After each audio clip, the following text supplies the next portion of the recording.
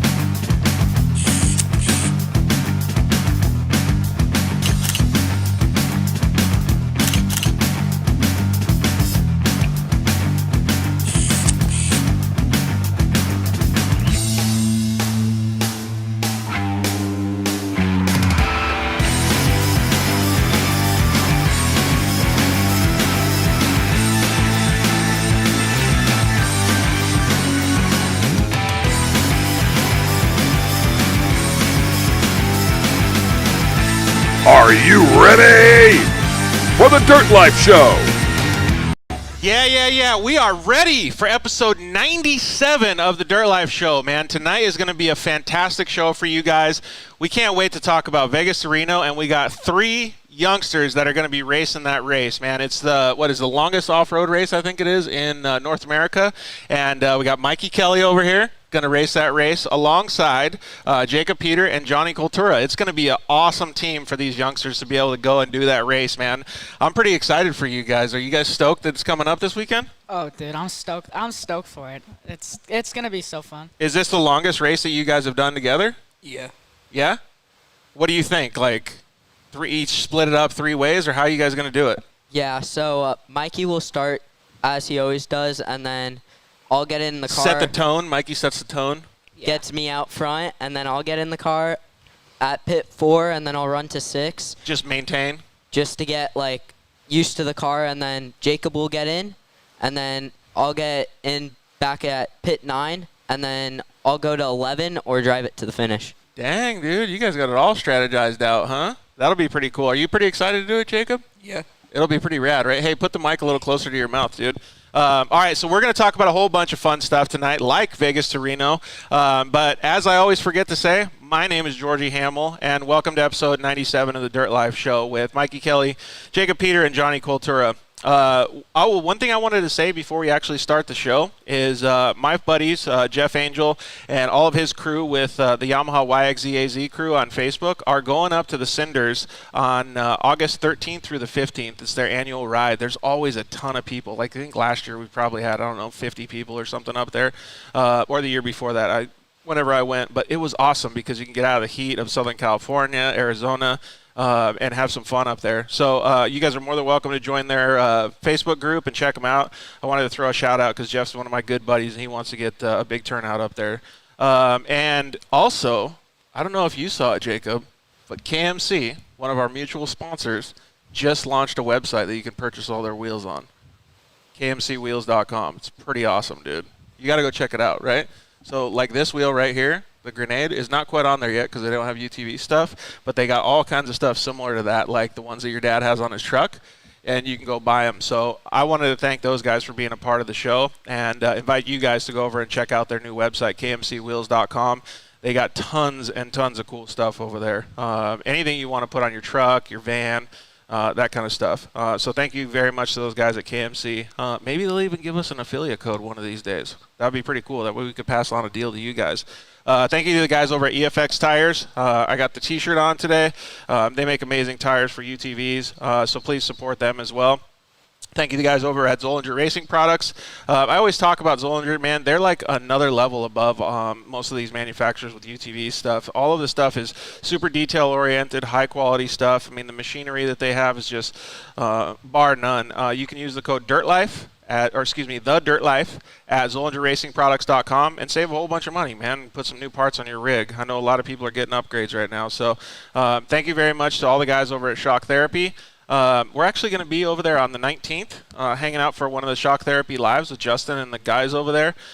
If anybody knows the lives that those guys do, they have a hashtag called #NoChase because their cameraman's always messing up. Well, hopefully I won't get that same hashtag no George because I went over there and started training him on how to do the live feed. So we're going to go over there on the 19th and see how that goes. It'll be pretty cool to hang out with those guys as well. You can always use the code DIRTLIFE at shocktherapist.com and save a whole bunch of money. You can use a rad improvement system, do some desert racing suspension like what these guys are going to do later this week. And they also have all kinds of hard parts too, like steering racks is one of the most important things, and sway bar links, all that good stuff. Thank you to the guys over at Cryo Heat. We were just talking about Cryo Heat, right? A lot of the guys are running, I actually heard twice today that people were going to be picking up their Pro Mod transmissions from Cryo Heat before going to Vegas to Reno. So it sounds like a few people still have to put a transmission in, and they only got a couple days left, so way to leave it for the last minute, right, Mikey? But those Pro Mod transmissions are pretty bitchin'. So call Josh over there at Cryo Heat. Tell him that the Dirt Life sent you. It'll be much appreciated. They make some awesome, awesome stuff and help improve the rolling resistance or less rolling resistance for your side-by-side, which in those low horsepower cars, man, makes a huge difference. So, and thank you to you guys over at Solderweld. You can use the code DIRTLIFE at solderweld.com for any of their off-road repair kits or welding blankets, stuff like that. It's awesome to have all these sponsors, man. But we can't do the show without you guys. All you guys commenting in, joining us on Instagram, Facebook, YouTube, you guys are our lifeblood. You guys have done so much good messaging back and forth, slide into our direct messages on Instagram. And actually, you know what? We actually started a little page called Sponsor Deals on thedirtlife.com, dirtlifeshow.com, that you guys can go over there and get deals on all the codes to all of our supporters, and as well as go to Alex Stryler's website called Meet the Sponsors. It's going to be like sponsorship season coming up, and he gives you like the full layout. You can watch videos on like the guys at VP Fuels. Might be giving a little bit too much away, but Brett Carpenter from Polaris is going to come on Tuesday. So he's going to be telling you guys what he likes as far as sponsorship goes. So that'll be really cool to share all that information. So if you guys have the ability to go over there, go to meetthesponsors.com or go to thedirtlifeshow.com and click on that Meet the Sponsors link. You can always join us anytime live on at 5 p.m. on Facebook, Instagram, and YouTube. And anytime after that, you can look at the videos, obviously, on YouTube anytime, but you can look at the archives as well. A ton of people have been watching or listening to the show on iTunes and Spotify, so thank you guys for supporting that. I noticed a few people watching on Google, but iTunes and Spotify, man, you guys are blowing that stuff up, so we really appreciate it. And like I said, thank you very much for being so interactive with us. It really, really helps that you guys are joining us and hanging out. So, all right. Let's get into it, man.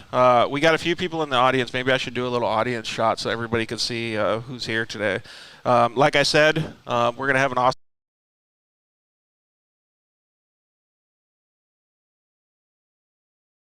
to support you guys, right? No, you guys? You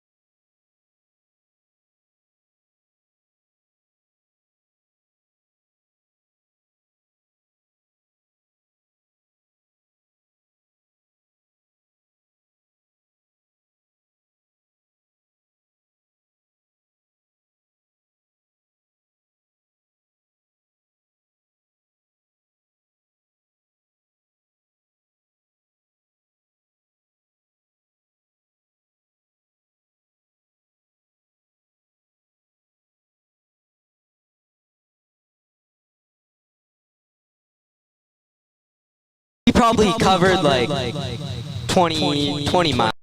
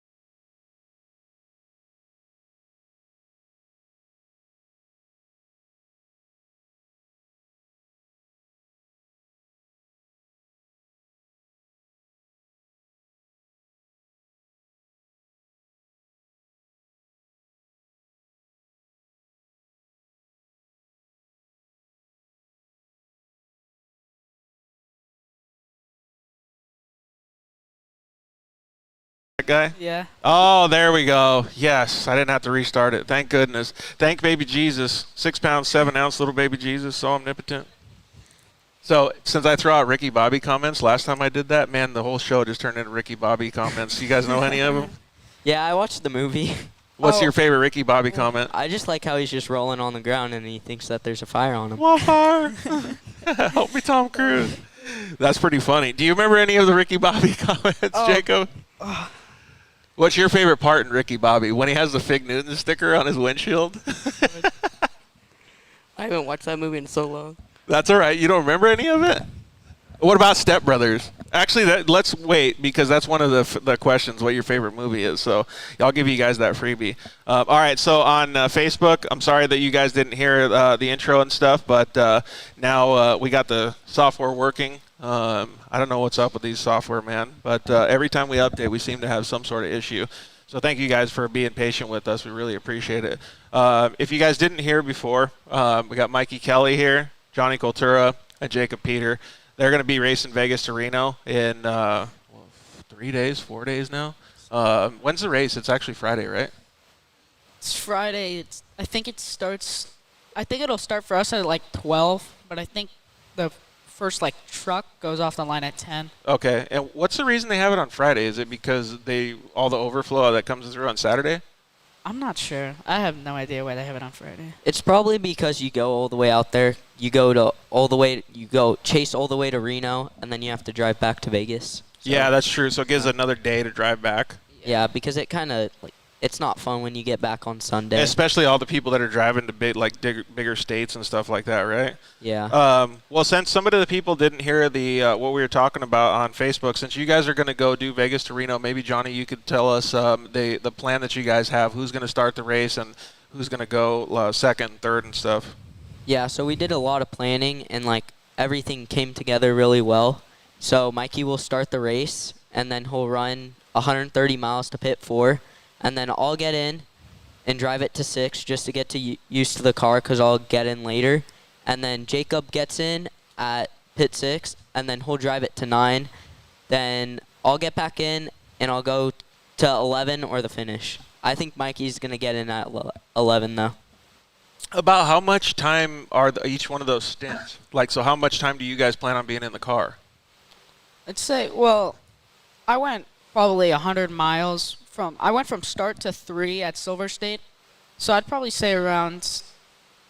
That took 2 hours. Yeah, 2 hours. So okay, so each stint that you guys do is going to be roughly 2 to 3 hours, or how's that work? Yeah. Yeah. Well, with the way that we don't have a fuel cell in the car, so it's hard to. We have to fuel every 80 miles or something like that. Yep. So it's really not that efficient, but it's what we have to do, so it's worth it putting in a fresh driver. Yeah, it totally is. And especially you guys can get in and out of the car pretty quick, right? What car are you guys going to drive, Jacob? We're going to be driving Mikey's car. Which car is that? His RS1. Oh, so you guys are going to split. So each one of you guys won't have a navigator. What do you guys do in that instance? Since each one of you guys are going to be in the car by yourself. Yeah. That's pretty impressive, honestly. I'd say the course is marked pretty well from doing Parker, Silver State, Dude. Yeah, but I thought the UTV World Championship was marked good, and there was 20 of us that got lost like madmen. We were just around in the desert. Braden, were you part of that? We were all cruising around in the desert, all over the place. It was wacky. Yeah, we actually pre-ran UTV World Championships. I didn't race the 30-mile loop, but I probably would have been able to get through the course pretty easily since we pre-ran it 3 times or something. Do you guys all have good memories on where the course goes and stuff? Yeah, I'd say the key parts. So you can remember visual landmarks and stuff like that. I'm I'm coming up to this. And we put little markers. Okay, and then so what about a race to Vegas to Reno then? Well, actually, before Jacob, have you done a race that's this long before? No, the last time I did a desert race was when I raced Mikey's car. Oh, really? When was that? Do you know, a year ago or something? It was a few years ago. Really? Yeah. So are you pretty excited to do this one? I'm actually surprised that Mikey invited me back because the last time I raced his car, it didn't end up well. Really? What happened? Oh, yeah, I think you told us about it. Can you tell us about it again? So we were doing the race. I had already gone by. What race was it actually first? The World Championship. Okay. I'd gone by like 2 laps, and I remember there was this one spot that looked exactly identical to another, and I didn't know where I was. See, I told you, finding out where you are is hard. Yeah. And there was a split lane. One went up a little bit, and the other one went down. Yeah. And I just full pinned the car right through it. Yeah, did you smoke the front end, or what'd you do? No, the entire car is destroyed. Your face does not look happy right now, Mikey. It's, It's a sore subject. the car's in their garage. It's been there for a while. Oh man, what'd your dad say about that one? He Well- was. If it's still sitting in the garage, he's probably not that happy, huh? It's still sitting in the garage. There's nothing on it. We've been trying to get it fixed. Scavenge all the parts off of it, I guess.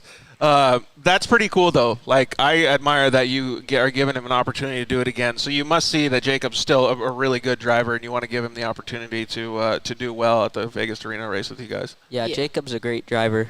Like, when we went testing, it was like I just saw him like he's really good at driving because I was chasing him in his RS1. And so you guys are all big RS1 guys, huh? That's pretty sweet, man. How do? You guys are all about the same size. Do you have to move the seat or anything like that when you guys switch?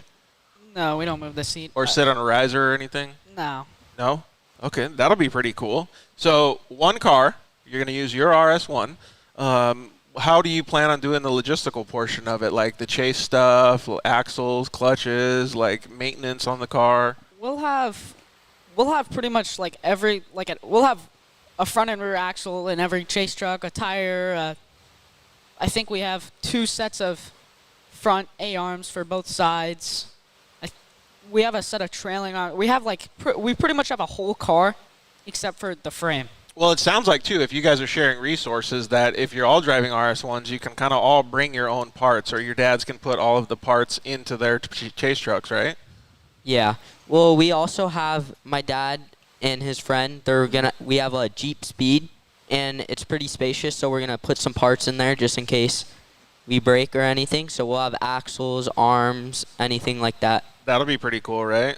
And Yeah. especially since they're on course, too. So that way if something happens, they can supply you guys with parts while you're on course, right? I always wondered, why some people don't, what do you call it? Like, have their chase trucks as other race trucks. So put 2 UTVs on course, one that's just there for support and the other one that's just there to race. And then that UTV, come up and be that. Like, I don't know what the rules are with Best in the Desert and Score, but do people ever do that? I think sometimes, but I know there's a class. It's like the 700 something class. Yeah. It's like the 7,000 class. It's they're like stock trucks pretty much that they just go out and race.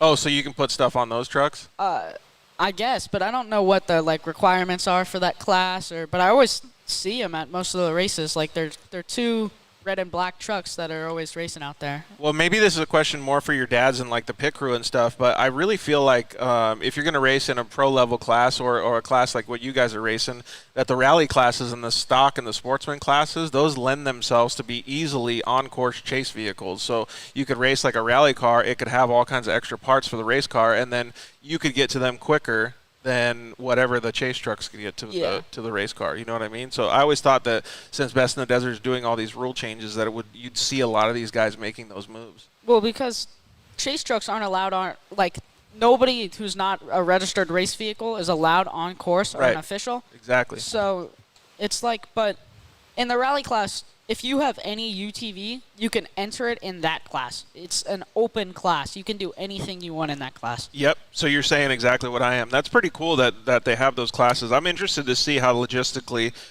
people do stuff like that in the future. I know that back in the day, a few trophy truck teams used to do that. They would just have 2 trophy trucks, and then one would separate themselves and give parts and stuff if the other one had an issue. Well, so what do you guys think about this race? Is it the first time you guys are all going to do Vegas to Reno? Or Yeah. have any of you done it before? It's the first time we're all gonna do it. Really? Yeah. So what do you guys think? Are you guys nervous? Are you guys excited? Ready to rock? What is it? Well, all the races going up to this, we did Parker, we did Silver State, we've done Texplex, and that was 12 hours, so we kind of know the car. Well, we do know the car, but we're going to compete and win. Yeah, there you go. I like that attitude, man. So you guys all think the same thing? Did you guys have a meeting about what you guys are going to do yet, or are you guys going to have your team meeting coming up here? They had one. I wasn't there because I had COVID. Oh, So, man. So you guys got to update him on what happened at the team meeting, or what? Yeah, so we've had 2 meetings so far, one at my house and one at his house, and we basically went over everything, like with the car and changing belts, and we practiced everything, driver changes. What kind of stuff do you guys talk about at those meetings? I'm interested because you guys are so young. Like a lot of these big teams, like, well, for instance, like the Bryce Menzies or the Honda Offroad guys, like those guys have a very, very strategic and set up list of things that they're going to do. Like, how do you guys go through your guys' race plans? I'd say ours is pretty strategic because, like, my dad's raced Vegas to Reno. He has a lot of experience. He's done, like, the Baja 500, the 1000, so you take a lot of the experience and the stuff that he's learned over the years. Does that help you guys? Like, is it put you guys in a position where you guys can understand what's happening behind the scenes a little bit more when you're not just sitting in the car? yeah, because, like, he kind of knows the area, so he's like, yeah, well, this pit is pretty easy to get at, and some other pits are, like, harder to get at. Oh, okay. So that you guys can understand a little bit more. Like, if you guys have an issue, you kind of know what's going on behind the scenes. Yeah, me and Mikey, we did a Google Earth pre-run, we call it, and we basically just zoom in and we see the roads and stuff. Can you really get a good idea of where to go or no? well, you can see kind of what the track's going to be like because Best in the Desert on their website gives a Google Earth like a Link file. or whatever? So you can download it into Google Earth, and then you can see kind of where, like, how the course is going to be, if it's going to go through a lot of trees, if it's going to, all that stuff. Yeah, actually, that is pretty cool, right? That they supply all that. I think that's pretty rad because it gives you the opportunity to really see the whole course, Yeah. even if it's from like a bird's eye view, right? Yeah, Jacob's part looks the roughest. I mean, basically I just went in and looked at it, and his looks like he's gone through mountains and stuff. Are you excited to do that part, Jacob? I'm excited to do any part. Yeah, there we go. I like your attitude, man. So, but does that give you a different understanding of what you need to do driving the car since you didn't have the best luck at the UTV World Championship, and now you're getting put in a position where you might be on the roughest part or the hardest part?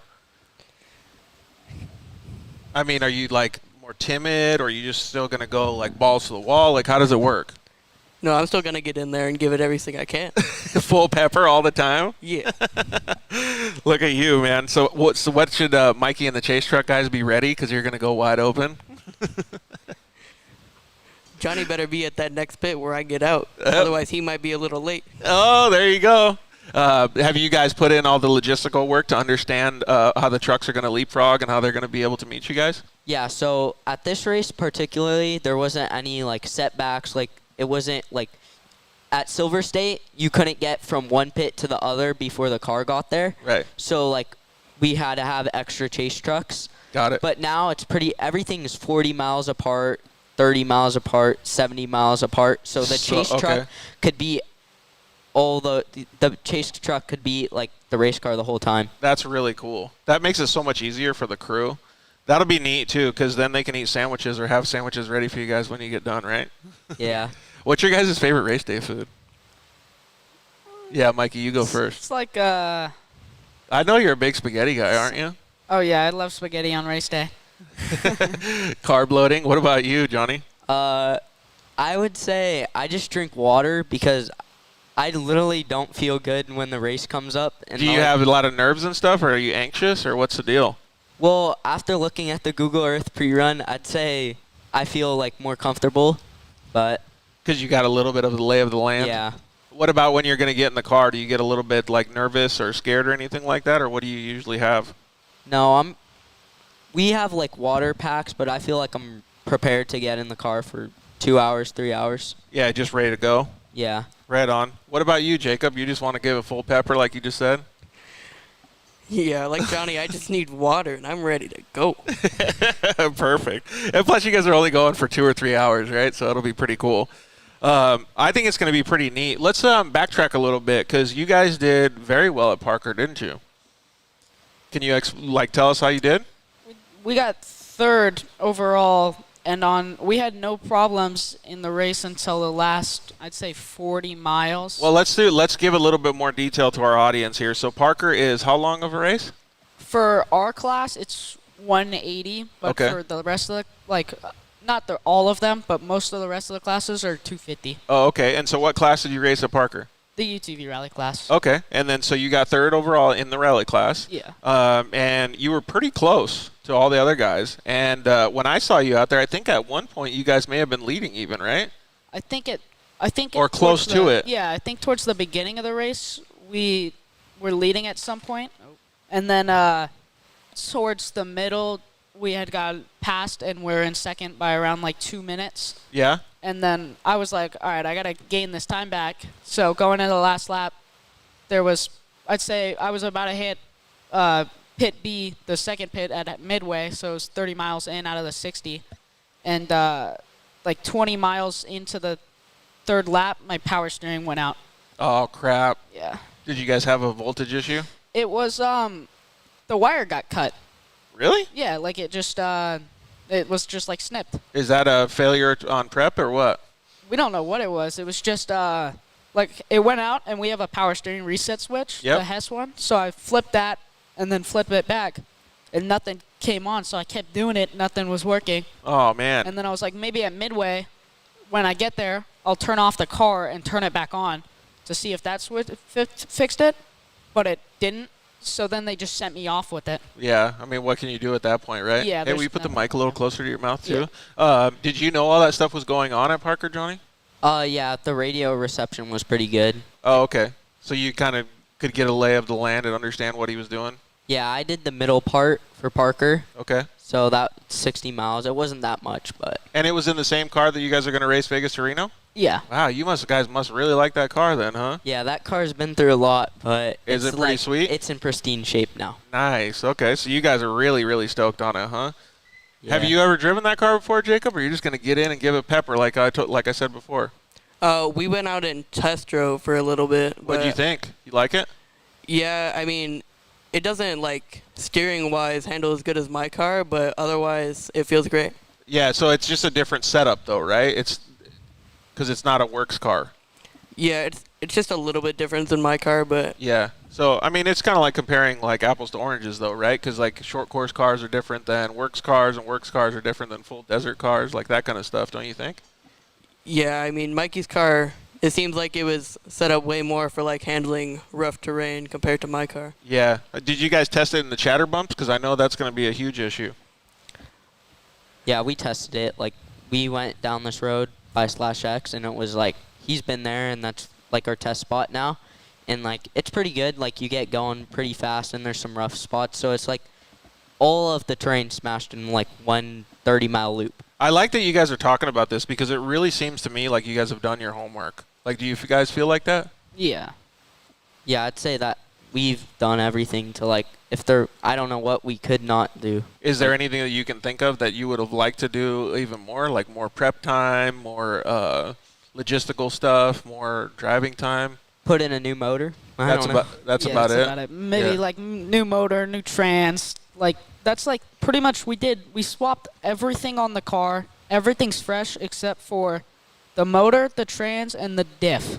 Really? Yeah. Dang, so you guys really did a good full prep on her. Yeah. Oh, and the frame isn't new, but it's all gusseted. It's a strong frame. I forgot who just said it, but somebody just commented in and said, good luck, guys, this weekend. So I want to tell you guys good luck, too. I think you guys have been doing your homework, so it sounds like you guys are going to do pretty good. What's the most exciting part? Because you guys have never raced it before. You've only seen it on Google. Like, if you talk to other people, like your parents or any other racers, to say, like, what's the awesomest part of the race and what's the crappiest part of it? They say that the last 50 miles are like the roughest, and that's Yeah, the that's part what- he's going to be in. That's what I heard, though, too. Is that the best spot he's suited for? Like, does Mikey do good in the rough areas? Well, we're going to be racing at night, so. Ooh. Yeah. Who's the best driver, like, in the rough stuff? Like, is it you, Mikey? Yeah. So that's good that you guys understand how each other drive, though. I guess that's kind of weird, though, because, like, when you guys aren't racing together, you're racing against each other, so you guys still know each other's, like, weaknesses and strengths. Yeah, there was this race called Adelanto Grand Prix, and we Yep. raced together, and, like, we had some battles, but Was that the little video that we put on the intro that you guys were like bumping each other, nerfing each other, or was that a different race? No. Or was that somebody else that you were nerfing? That was somebody else. That was at the Mint a while ago. Oh, really? You don't know who that driver was? That was Dallas Gonzalez. Oh, was it? Yeah. No wonder you spun out then. He just like hit the brakes and you just spun out. That was last lap of the race. Got so you, I was trying really? To get around. Man. And I was letting him know I was there, and he had lost, I think, a front sway bar. So. Oh, so it was all loose? Yeah. So. Crap. It's a lot better losing the front than the rear. Yeah. But it's definitely losing the sway bar is no fun. Crap, man. Have you ever battled with him, Jacob? We did a few races with Mikey, but then he moved up to a bigger class than I did. Yeah. And then we kind of separated. Well, it sounds like now it's kind of all like catching up. Like you guys are all going to be driving in the same cars, and I think that's so cool, man, that you guys are sharing resources and able to compete against each other. Yeah, I raced 570s with Jacob at, I think, Glen Helen. And Right on. we were battling at the start. His car just whole shotted me. And I think Mikey, he broke that race, but then me and Jacob were battling like the whole race because we had stock 570s. He had like a built motor in his. Oh, really? Yeah. I think you were the only one who finished. I think there was Yeah. 4 people in our class, and he was the only person who finished in that class. Yeah, he got Nice. stuck in like Have a you guys heard one-lane- that to win first you must finish? Yeah. Yeah. Yep. My dad says that all the time. It's because he's really, really mature and he understands how to race, right? Yeah. Hey. It annoys me at this point. Yeah, because you guys are all full pepper like Jacob over here, dude. Oh, yeah. That's crazy. Well, we got a couple comments that just came in. Let's see. Scott Baker says, from one fast guy, one fast golf cart, Mike Daly, those boys know him. Oh, so you guys know who he is? Mike Oh, Daly? yeah. He's got a pretty fast golf cart, but I'd say mine's faster. Oh, really? Yeah. You got the one that goes full tilt. And this dude, Braden Baker, keeps commenting, and he said Mikey got stuck on a hay bale. Did you really? So at the Adelanto Grand Prix, Braden was, he decided he wasn't going to make the corner on the infield, so he decided to back up.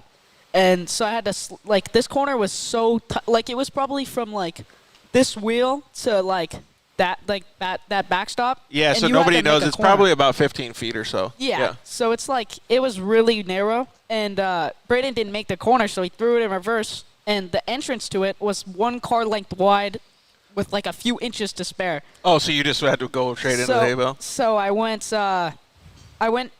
had to slam on the brakes so I didn't hit Braden and T-bone him, and then I couldn't make the corner, but I kept trying to make it, and then eventually it was so soft off the edge, and my car just sunk into it. Oh, man. So So you got the short end of the stick on that one. Yeah. That's Hey, when I passed him. Oh, there you go. So you got him. You got right by him there. Yeah. Well, I have another funny Braden Baker story as well, and it was very similar to what happened to you. He was stopped in the middle of the track, and I was pre-running in a Razor 800 actually, and we almost ran into him too. And he was outside his car just yelling and screaming, "Hey, will you help us?" No, just joking. He was just hanging out trying to fix his car. I should have just hit him. I should have just T-boned him straight into him. Boom. Just I don't like think that. you want to do that. You're too much of a good friend, right? No, I should have done it. Caden Danbury commented in and said, "Boys are going to kill it. Good luck." Thanks, Caden. That's pretty cool that he was rooting for you guys. All you kids are so supportive of each other, and it's awesome. Yeah, Caden Races works with us. Yeah. Well, I don't do much works, but when I do go there, I try and get top 5 and podium. Yeah, you wouldn't be a racer if you weren't out there to try to win, right? Yeah. And then Nick Farmer says, "Sounds like the team is prepped and ready.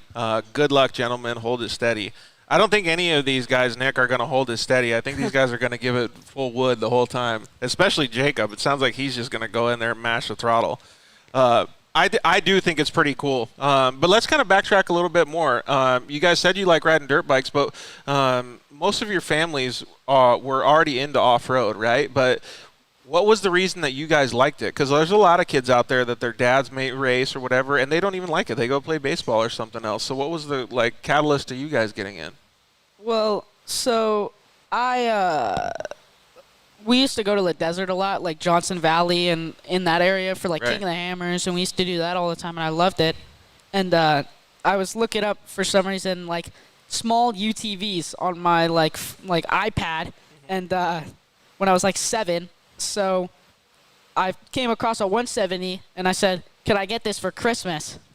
And then, lo and behold, Santa Claus gave me a 170. Nice. So not only was Siri listening to you on her phone, your parents were listening too, huh? Uh-huh. Dang, that's pretty cool. Hey, we just had Ruslan Greasehands comment in, and I can't wait to race with you guys. It's going to be fun. Ruslan, you're more than welcome to come join us on the live feed. If I see you pop up, if you request to join us, we'll talk a little bit about what your plans are for Vegas to Reno too. And we already talked about your upbringing and stuff on the show. So was that kind of the similar way that you got brought up, Johnny? Yeah, well, we went to the desert, and my dad, he had a Class 1 car, and he won a championship in, like, 2007 that he's famous for. And What, is 2007 for you? Is that, like, super-duper old? yeah, I was 2 years old, 3 years old. God, I feel like such an old guy right now. I can tell some other people in our audience, like your parents, are saying the same thing. Like, what the heck, man?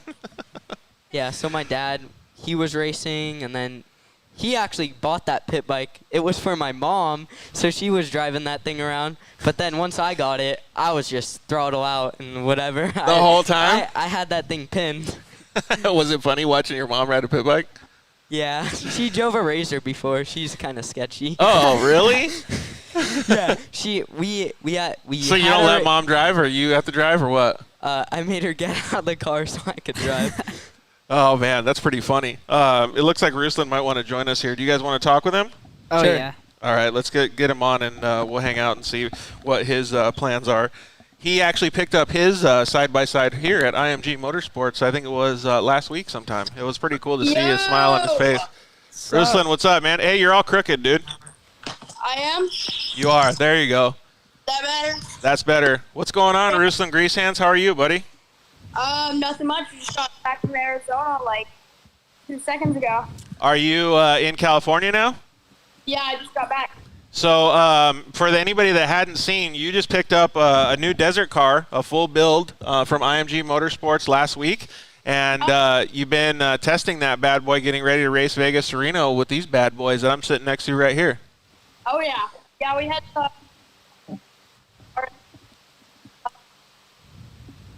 It sounds like we got a little bit of a bad connection, dude. What? There we go. It's a little bit better now. And you guys went to Arizona to test it, huh? Yep. We went to Arizona to test the car and whoops. Performing pretty. Hey, are you on Wi-Fi, or can you switch to the cell phone if you're if you're on Wi-Fi? Just switch your cell phone to like 5G or something, because it keeps cutting out, dude. Uh-oh. Yeah, I think we lost him. his Oh, internet's there he is. bogging. So maybe he can just put it on Wi-Fi or something else. Yeah, people are saying that they can't hear you, Ruslan. So maybe just go to like your cell phone or to the Wi-Fi if you're not on Wi-Fi. Or log in again. All right, you got me? There you go. Better now. So have you raced against these guys before? I against Jacob. Oh, wait. I haven't followed him. Man, we're having really bad service. Can you go in another room or something and give us a buzz back, or just walk into another area? So what do you guys think of Ruslan coming out on course? I think it's going to be super cool to see him at the races. Yeah, I've raced with Ruslan, and we've pitted for Ruslan at the Parker 250 in 2020. Oh, really? Yeah. Yeah. Okay. What did you think about that? It was fun. That's when I wanted to get in the car and do desert. So you think it'll be pretty cool to let's get him back on here. So you think it'll be pretty cool to see him back out at the track? Yeah. I think it'd be pretty cool to see him on course, especially in that new car that he got. Have you guys seen that car yet, or no? That thing is so sick. Dude, it's I pretty really bad, like huh? Hey, Ruslan, so we were talking about your car. How badass is that thing? Oh, it's so awesome. It drives just like a trophy truck. Really? Oh, yeah, it's so long, so it just eats up everything. I think so I think the seats were moved back like 12 inches. Yeah. So your center of gravity is pretty good then, I'm sure. Yeah, so like basically the front seats were basically moved to like the back seats. So that's like, so the car is so like this, like the front tires are so far ahead of you than compared to a stock car. How does it feel compared to any of the other cars that you've driven before? Because you've had It's so much different. yeah, you've had your fair share of Polaris cars, and that one feels a lot different. I have a good collection of the I've had So every single car that's ever been made by Polaris, some of them I haven't had, but I've had almost every car that was made by Polaris before. Dude, that's pretty rad, right? Yeah, so I've had the 170, which was my little brother's. We've had the 570, we've had the 800, had the 1000 Turbo, Turbo S, Pro XP, General. One of your So friends that you might know, Alexia Lemming, said that car might be her favorite car to drive. Yeah, so she's actually going to be the co-driver for the car. So the whole reason why we've ever even built the car was because we started talking about doing desert racing and starting to do desert racing like more frequently, like doing it full time. And then we realized that we had to get the car and then start. That's pretty cool though that he has like another youngster in the car and a female too, right? Yeah. Don't you think that's pretty cool? Yeah, I've raced with her. She's Oh, a have good you? driver. Yeah, she's awesome. She actually did a lot when I got hurt. She gave me a really cool bracelet, actually. So thanks, Alexia, for doing that. All right, Ruslan. Well, I want to thank you for joining us, man. What's the most excitement that you have? Like, are you excited to start the race? Like a certain portion of the track, or what's the most thing that you're excited for this coming weekend? Probably entering nighttime is probably the favorite part of it because we're used to all the glamorous riding at nighttime. So we're used to all of that. So I'm pretty excited to go out into the nighttime. The daytime's not really that exciting to me, but the nighttime's definitely way more exciting. Yeah, exactly. Seth Quintero just commented in, and he's 18, 19 now, but he said this show makes him feel like a grandpa. But that's pretty cool. You guys probably look up to him for being such a great driver as well, right? Oh yeah. I remember starting to follow Seth when he just had got picked up by Red Bull, and then finally started racing the 1000s is when I started looking out for Seth. So Yeah. I think it's actually pretty awesome. What about you guys? Do you guys remember the first time you heard of Seth? I raced with them. Was the first time I raced. Oh, really? 2015 Worlds. Dang, there you go. Were you guys both in 170s or 570s? Yeah, we were both in 170s. Dude, look at that. That's pretty cool. All right, Ruslan, what's your favorite part of that new car?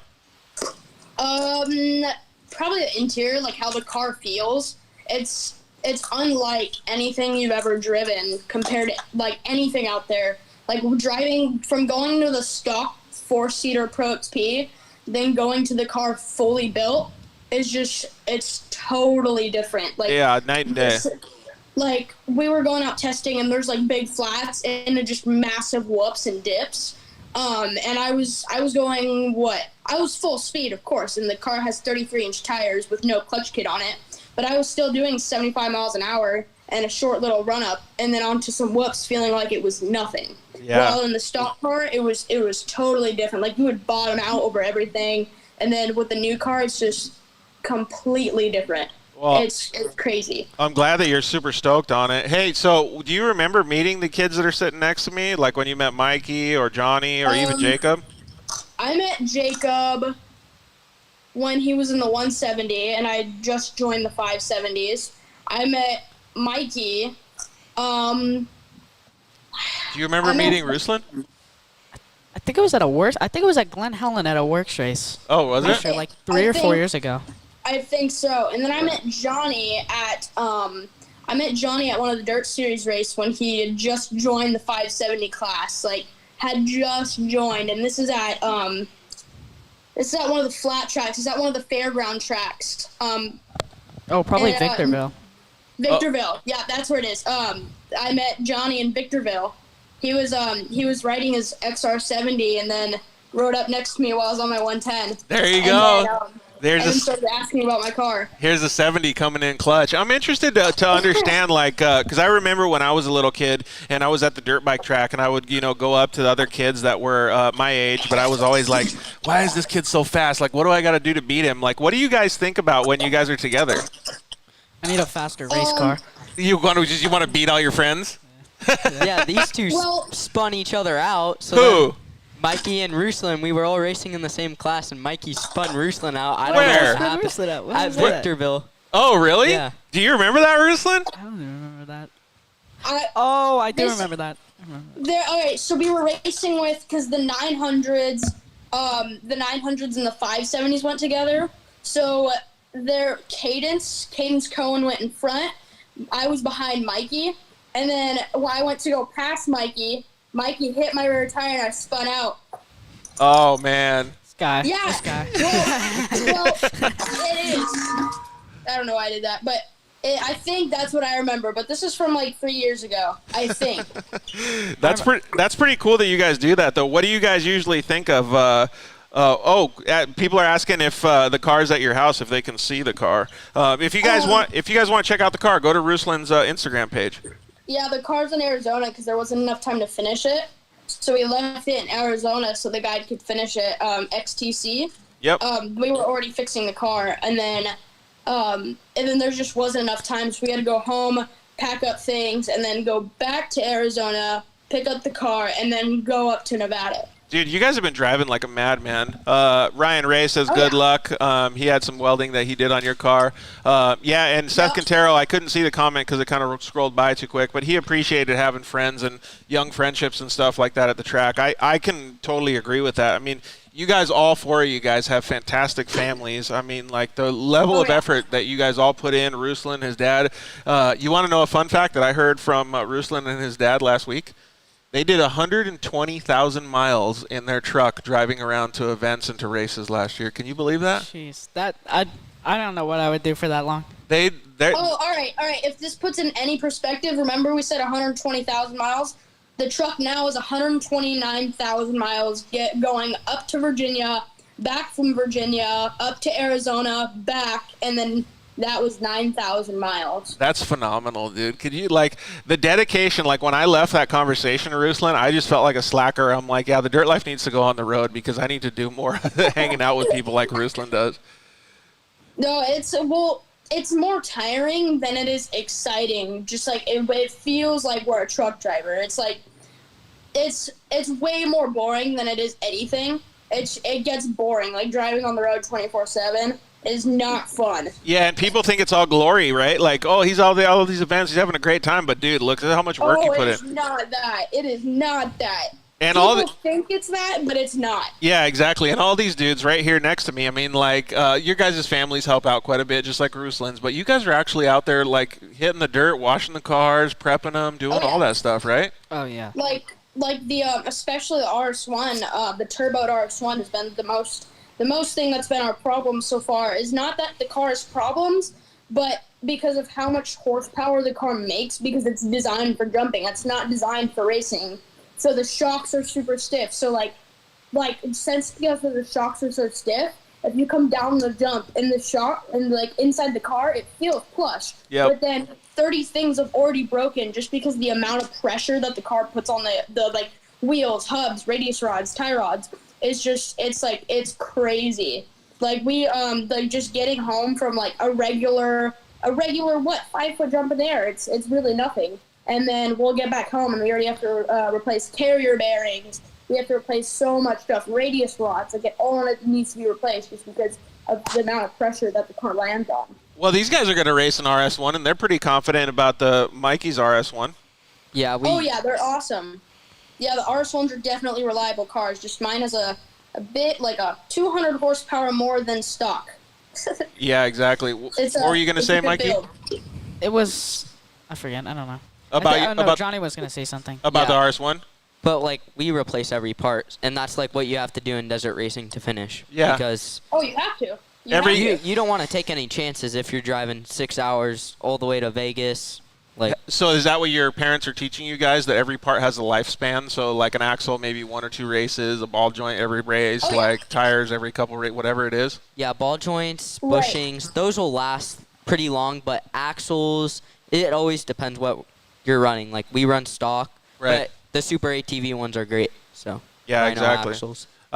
Seth says, good luck, kids. Got to go get back to prepping. So he's out. It's pretty cool that you guys dedicated the time. I really think it's awesome that you got that car going, Ruslan, and we thank you very much for joining us, dude. Oh, you're welcome, man. It's awesome to talk to you guys for sure. Yeah, you guys too. So please tell your family hello and good luck this weekend. I'm sure you're going to see these guys and wish them good luck too. Oh yeah. All right, bud. We'll see you later. All right, sounds good, man. See ya. Bye. Good luck. Bye. Thank you. So, like we talked about before, that's actually a perfect transition in because we're going to go to commercial break in just a little bit here. But I want to talk about when we get back from commercial break, like how important it is to have family support mechanisms and people that you like leaders, right? Like mechanics and guys like that. So you guys all have a good amount of support in your guys' crews, right? Yeah. Like who's all helping you guys? Well, I'd like to give a special shout out to Anthony Martinez. We met him out at Johnson Valley where we stay at like a friend's house and camp there, and he was camping next to us, and he dedicates so much time and effort and helps us out so much in our race program, and I don't even think we'd be doing this without him, honestly. Yeah, that's cool. And so is he teaching you guys how to work on stuff, or like what's his actual role? Oh, he does pretty much everything. Really? He works as an electrician, but he knows almost everything you can know about anything. So he's like, you guys are asking him questions, and you guys are just the sponges listening to what he has to say because he's like a vault of knowledge? Yeah. That's pretty cool. And so does he help you guys as well, or who do you guys usually learn from on your team, Johnny? I had this guy, Robert. He'd help us work on the car, but sometimes he's there and sometimes he's not. Like, he's a great fabricator and stuff. Like, he knows how to prep a car, and that's when my dad was racing. He prepped those cars. Right on. Sand Asylum said good luck to you guys too. Right on, man. Oh yeah, that's Seth's comment. And Jacob, we know that your dad, awesome at helping you out too, right? Yeah, my dad helps me out, and also our family friend Riley McGinnis helps us out a lot. We all know Riley. Riley's a good dude, hard worker too, right? So that's kind of what I'm saying, and we'll talk about it a little bit more when we get back from commercial break. But you guys can probably all agree that Ruslan puts in a lot of work because all you guys know what you guys have to do on the sidelines too. So for any young racers out there that just see the glory portion of it, like what would you tell them about all the work that has to be done in the background? It's harder to get to the track than to just race. It's harder to get to the track than to be at the track, I guess, right? Yeah. What would you say is like the most difficult portion of it before you get to the races? Loading up, prepping, washing. Oh, so everything. Yeah. Basically, and then you have to drive there. Have you guys ever counted how many hours or how much time it takes to be able to get prepared for one race? 8 hours. 6 hours, 7 hours. I don't. To be working on the car? I feel like it's more than that, dude. Yeah, it's more, but it depends what shape the car is in. Yeah, I feel like for a desert race it would be a lot more. So for my short course career that I had, it was a lot less harsh on the car. I mean, more banging on cars, but it was 40 hours of work to get 15 minutes of driving time. Dang. Yeah. So I would assume that your guys' program is elevated. It's a lot more than that because you have to make the car last a lot longer because you don't have just 15 minutes and then you can repair parts. You have a whole day or 8 hours of actual driving or whatever it is for Vegas or Reno. So I'm assuming that in this case, when you guys are getting ready for Vegas or Reno, that you're probably putting in more 60 to 80 hours of work on the car, and then you'll probably put in 10 or 12 hours of work loading and prepping and going to the grocery store and stuff like that before the race. What do you think? It's a lot, Din. It's so much prepping that it's just it's so much. I'd personally say it's maybe not 8 hours, but a few weeks worth of prepping and spaced out, right? Especially since right now we're building a trailer, so it's we bought the trailer and we're just putting in a bathroom, putting in all new stuff in it, battery, electrical, all that stuff before the race. Dang, dude, that's pretty crazy. We had a couple other people, Howell Hayden, I can't see that too far, but do you know any of those people? They want to join the chat right here. Well, we're going to go to commercial. 70 or 90 hours is what we are per car, and that's Keen Racing. So I would assume it's something similar to that. Maybe your guys' how about we ask your dad, Todd, when we go to commercial break. What do you think, Jacob? I mean, it's a lot of time between, just washing, prepping, and then getting ready to go. Yep. I mean, how much time do you spend washing? I mean, just washing your car after a race takes a full day. You got to take it all apart. You got to get all the mud out. You got to get it all out of the bearings. You got to clean the wheels, tires, all the extra stuff that you used over the weekend. You got to clean the trailer. I mean, that takes a full day or day and a half just to do that, right? Yeah. Yeah, so it's kind of crazy, but I'm glad that we're talking about it because it makes me really appreciate that you guys are so young and you guys are doing this. I think that's pretty cool. Do you want to talk a little bit more about all the preparation that you guys have been doing for Vegas to Reno after the commercial break? Yeah. Okay, cool. Well, we're going to go to a commercial break. You guys stay hang tight on Instagram. If you guys want to watch the commercials, head over to YouTube or Facebook. We'll be right back.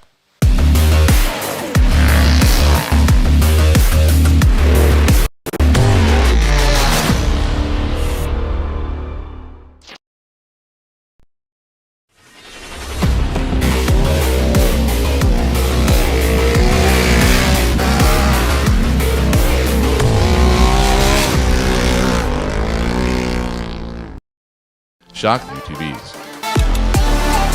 Products for your UTV or snowmobile, including billet radius rods, billet tie rods, billet steering knuckles, billet steering racks, alternator kits, and much more. All manufactured in the United States in-house.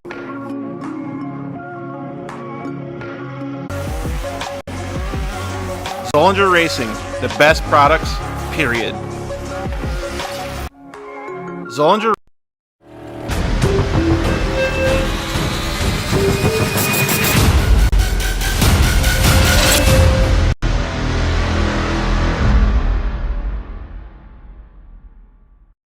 It's easy. It's On Instagram, Facebook, and solderweld.com. awesome. All right. Thanks, bud. Appreciate it. Yeah, finally, we got Lance from Solderweld in this. Yeah, we are back. Episode 97 of the Dirt Life Show with Mikey Kelly, Johnny Koltura, and Jacob Peter. We really appreciate you guys hanging out with us today. It's been pretty cool to talk with these guys about really everything that they got going, man. They have so much cool stuff that they're doing for Vegas. We got everything fixed with the audio. Like I said, thank you guys very much for joining us. It's awesome to be able to talk with these guys about some really meaningful stuff, about how family supports racing and doing all the different things that they do. Josh from Cryo, he just commented in, we know Jacob Peter very well. That kid is an animal. Yeah, is full pepper with that dude, right?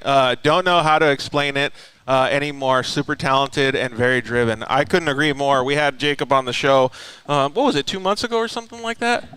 Something like that. But like I said, we really appreciate you guys paying attention to all the behind the scenes and the work ethic that goes into all this off-road racing. But I kind of well, first of all, I got to give Travis Lee some crap because he didn't remind us to do Are You Smarter Than a Third Grader? So that guy never remembers anything. I'd like to take the show on a fun note. You guys want to play Are You Smarter Than a Third Grader? Yeah, we could. You think? Who do you think's going to win first? Well, Johnny's in the highest grade, so he definitely should win. Okay, so we're going to figure out who has the best IQ level here? Yeah. Okay, so... Well, these aren't, like... Dude, these are really hard for me to answer, so it definitely has a good understanding of how smart you are. That's for dang sure. Johnny, if you can take Chinese, you could answer some of these questions. You're taking Chinese? What? I feel like you're going to smoke everybody on these, dude. This is going to be pretty crazy. All right. Chinese. I don't know if I could speak it very well. Bree Baker commented and said, Jacob, why were you going backwards on the track at Idaho? Come on, Jacob. What the heck, man? You know you're not supposed to go backwards. You're supposed to go forward, right? Is this a hard one? Put the mic a little closer to your mouth. Why were you going backwards on course, dude? I got stuck. I missed a corner, and I just completely blew right through it. So I had to turn around to get back to the spot. Oh, man. Well, at least you got back to the spot, though, right? Yeah. Hey, and Bree, I will have to say that that same thing did happen to me and another dude in this room at the UTV World Championship. We got all turned around and lost. But once I got back going, I left everybody in the dust. I created as much dust as possible, so they were still all there squirming around, and I just took off. That's the way you got to do the racing in the desert, man. What place did you end up getting over there, Braden? Do you remember? At the UTV World Championship, did you finish? Oh, you got second? Nice. So you were way ahead of me then. All right, boys. So we're going to play Are You Smarter Than a Third Grader? Are you guys ready? Okay, so the rules, and actually RJ Anderson and Ronnie Anderson are the best at the rules of this game. So Try to beat them. The rules are, if you're going to answer a question, you have to say your name as your buzzer. So if you want to answer the question, you know the answer, just say your name. Say Mikey, say Johnny, or Jacob, okay? And you have to say it first, and then you can answer it. And then if that person doesn't get it, the other person can say their name and steal the question, okay? So the first question is, and we asked the guys last week, we asked them the same questions too. So some of these people in our audience might already actually know some of these answers. All right, are you guys ready for question number 1? Yep. How many minutes Johnny. are in half an hour? 45. That's wrong. Mikey. All right, Mikey. 30 minutes. All right. Well, I kind of feel like we should do. He's got a good like strategy, but his execution was really bad. Johnny like totally choked on the execution. All right, 1 point for Mikey. All right, Jacob, they whole shot. You got to catch up. All right, buddy. If it's 5:30 when you leave for the store, and 6:15 when you get there, how long did it Mikey. take? Johnny. Mikey got it. 45 minutes. Yep, got it. I think Dude. that was the one. Yeah. I think I've heard that one before. Should I skip some of these questions then? Are you already on to us, dude? No, I don't know. If you're at Uh-oh. I'm if you- behind. He Yeah. read the so- list. Am I Yeah. really that big of a threat? Everybody's a threat, and are you smarter than a third grader? Jacob can even come back too. So, all right, what is 25 times 3? 75, Johnny. Mikey. Johnny spit it out. He still got it right though. He didn't follow the rules, but he got it right. We'll give you a point though. We'll let it slide. All right. Okay, this one's actually a good one too. It's not math anymore. Question number 4. Are you smarter than a third grader? Julius Caesar was the emperor of what empire? Johnny. All right. Rome. Yeah, the Roman Empire, but we'll take Oh. Rome. Oh. Rome works. I didn't even know that. Yeah, I didn't know that either. All right, Jacob. I feel like some of these are like right up your alley, buddy. Question number 5. Are you smarter than a third grader? What did colonists dump in the Boston Harbor? Jacob. Yeah. T. Dude, Jacob on the board with 1 point. All right, so what's the score here? 2-1-1. Okay, so, dude, you guys are pretty close so far. All right, next one. The person in a novel who tells the story from a third-person perspective is called what? Jacob. Okay. Narrator. Dude, Dude, have you heard these questions before? this kid has. I know it. Dude, all right, he's got 2. He's tying it up, dude. He's coming back, battling for the lead now. All right, question number 7. The main series of events in a story is called what? The main series of events in a story is called what? Johnny. Johnny. Like the climax, it brings it That's pretty close. There's a Mikey? different word. All right, Mikey. Plot. Yeah, you got it, dude. Stretching your lead out again. All right, good job, bud. Dude, like for me, these are so hard. All right, we're going to skip and we're going to go down to some of these other ones here. Here's some more like history stuff, Jacob. I feel like these are going to be good for you. Name the American president on the $50 coin who was Mikey. assassinated in 1963. Mikey. Mikey. Wait, assassinated. Yeah. JFK? Yeah. Oh, yeah. Yeah. Bro. Dang, dude. This one's actually a pretty good one. What is the name of the book about a friendship between a spider and a pig Mikey. named Johnny. Wilbur? I kind of feel like Mikey got it Yeah, a little he got bit. it. Charlotte's Web. Dang, dude. All right. Oh, this one's right up Jacob's alley here. All right. What is the name of a body of land that is completely surrounded by Mikey. water? Island. Dude, you're on fire right now. You're killing it. All right. Well, I didn't hear what Todd said. All right, so let's see here. Here we go. This is a good one. All right, are you ready, Jacob? You got to freaking get in here, buddy. What is the closest planet to the sun? Johnny. I think Johnny had that one. Did you? Yeah. Did you? Okay, what is it? Mars. No! Jacob. Mikey. Jacob got it. You can steal. Venus. No, Mikey, pretty what? close. Mercury. Yeah, Mikey got. Dude, Dang it. you guys had the speed on that one. You just didn't have the right execution. All right, let's see here. Okay, who invented the light bulb? Mikey. Johnny. Thomas Edison. Yeah, dude, Mikey's on fire right now. You guys got to step up your game. Should we give Mikey That's like how he a? gets all the whole shots. Should we give Mikey a 1 second deficit? so that you That's guys not have a fair. chance. I don't agree with this. You're already in like 2. You're protesting. I'm gonna protest. I'm putting $500 up against that guy. What is the freezing point of water? Johnny. Okay, Johnny. 23. Mikey, No. Okay, Mikey. 32. Dude, you guys got to step up your game. All right, we're only going to answer one more or ask one more question because he's already got such a huge lead. He's checked out. Yeah, he totally checked out. What is the capital of Nevada? Because you guys are going there next week. Johnny. Mike, no. All right, Johnny, you go. This one's hard because it's not what you think. Tonopah or Nope, capital of Nevada. All right, you can steal if you want, Jacob. The capital of Nevada. Mikey. All right, Mikey, go. Reno? Nope, that's pretty close, though. Oh, Mikey. All right, I guess you can all steal for this one. Henderson? No, pretty close. It starts with Carson. Carson City. There you go. I didn't even say my well, name. he's You checked got it. out. Yeah, you already won, man. That was pretty good. Well, so how do you guys feel about Are You Smarter Than the Third Grader? Well, You guys feel like you did pretty good? I'm back for I redemption. feel like I didn't do so good. Really? You smoked everybody. You're that hard on yourself? Well, I think you guys all did a good job. Yeah, see, we got some people that are already chiming in saying that they knew what the capital of Nevada was. Jeez, Doug. Calm down. Well, I think you guys all did a great job because I can pretty much promise that most of the adults here didn't know 90% of those answers. So good job, boys. All right, so what we were talking about before we went to commercial break was how much support it takes to go racing. And I really like this subject because it's literally why we started the Dirt Life. The show is all about, like, I grew up and we didn't even have paved roads. Like, we lived in the dirt, right? And my father taught me a lot of stuff. Your guys' dads are teaching you a lot of stuff. You guys are basically like sponges right now, just listening and learning how to work on these vehicles, racing, getting tips, like all that stuff. So if you guys had one thing to say about racing in general, like, what's your favorite part? The racing, the family, or the hard work that you've put in? Going very fast. That's the favorite part for you? That's the best part. Spoken like a true racer. What about you, Johnny? I'd say the hard work is probably the most important. Yeah. Putting in those hours, and then when you win, it feels like you deserved it. Because you put in so much Yeah. work and you work so hard for it, right? What about you, Jacob? What do you feel like? Pedal to the metal. Always, right?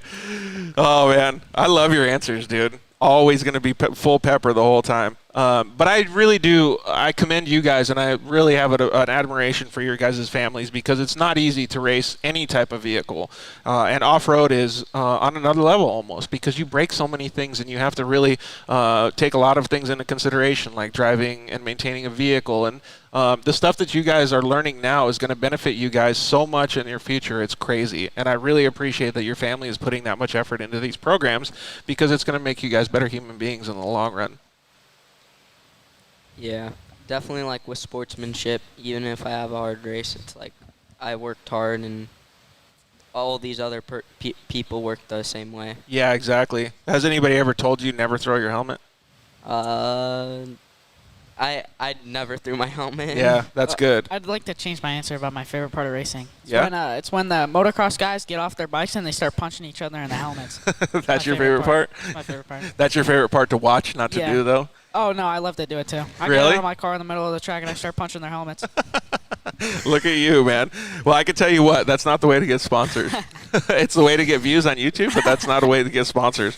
I've been in many fights when I was younger on dirt bikes, but they didn't have cell phones, so you couldn't see each other. So it was a little bit better because you could go kick somebody's butt, and then you could still get a sponsorship after that.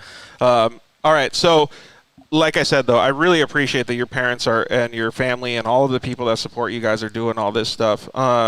Actually, when you guys were at Parker, how many people did you have supporting the team when you guys were doing the rally race? A lot. I think it was well, my dad, his dad, Todd was there, Jacob was there. We were pitting with the Millers, so their whole family. Then we had John's friends, Mark, and then 2 other people with him, and Anthony Martinez. Dude, so you guys had a lot of guys, man. Yeah, I think we had 4 trucks in total with stuff in them. It definitely takes a team to be able to make those results, right? Hey, I got to commend you on your shoes. Those are freaking crispy white shoes, man.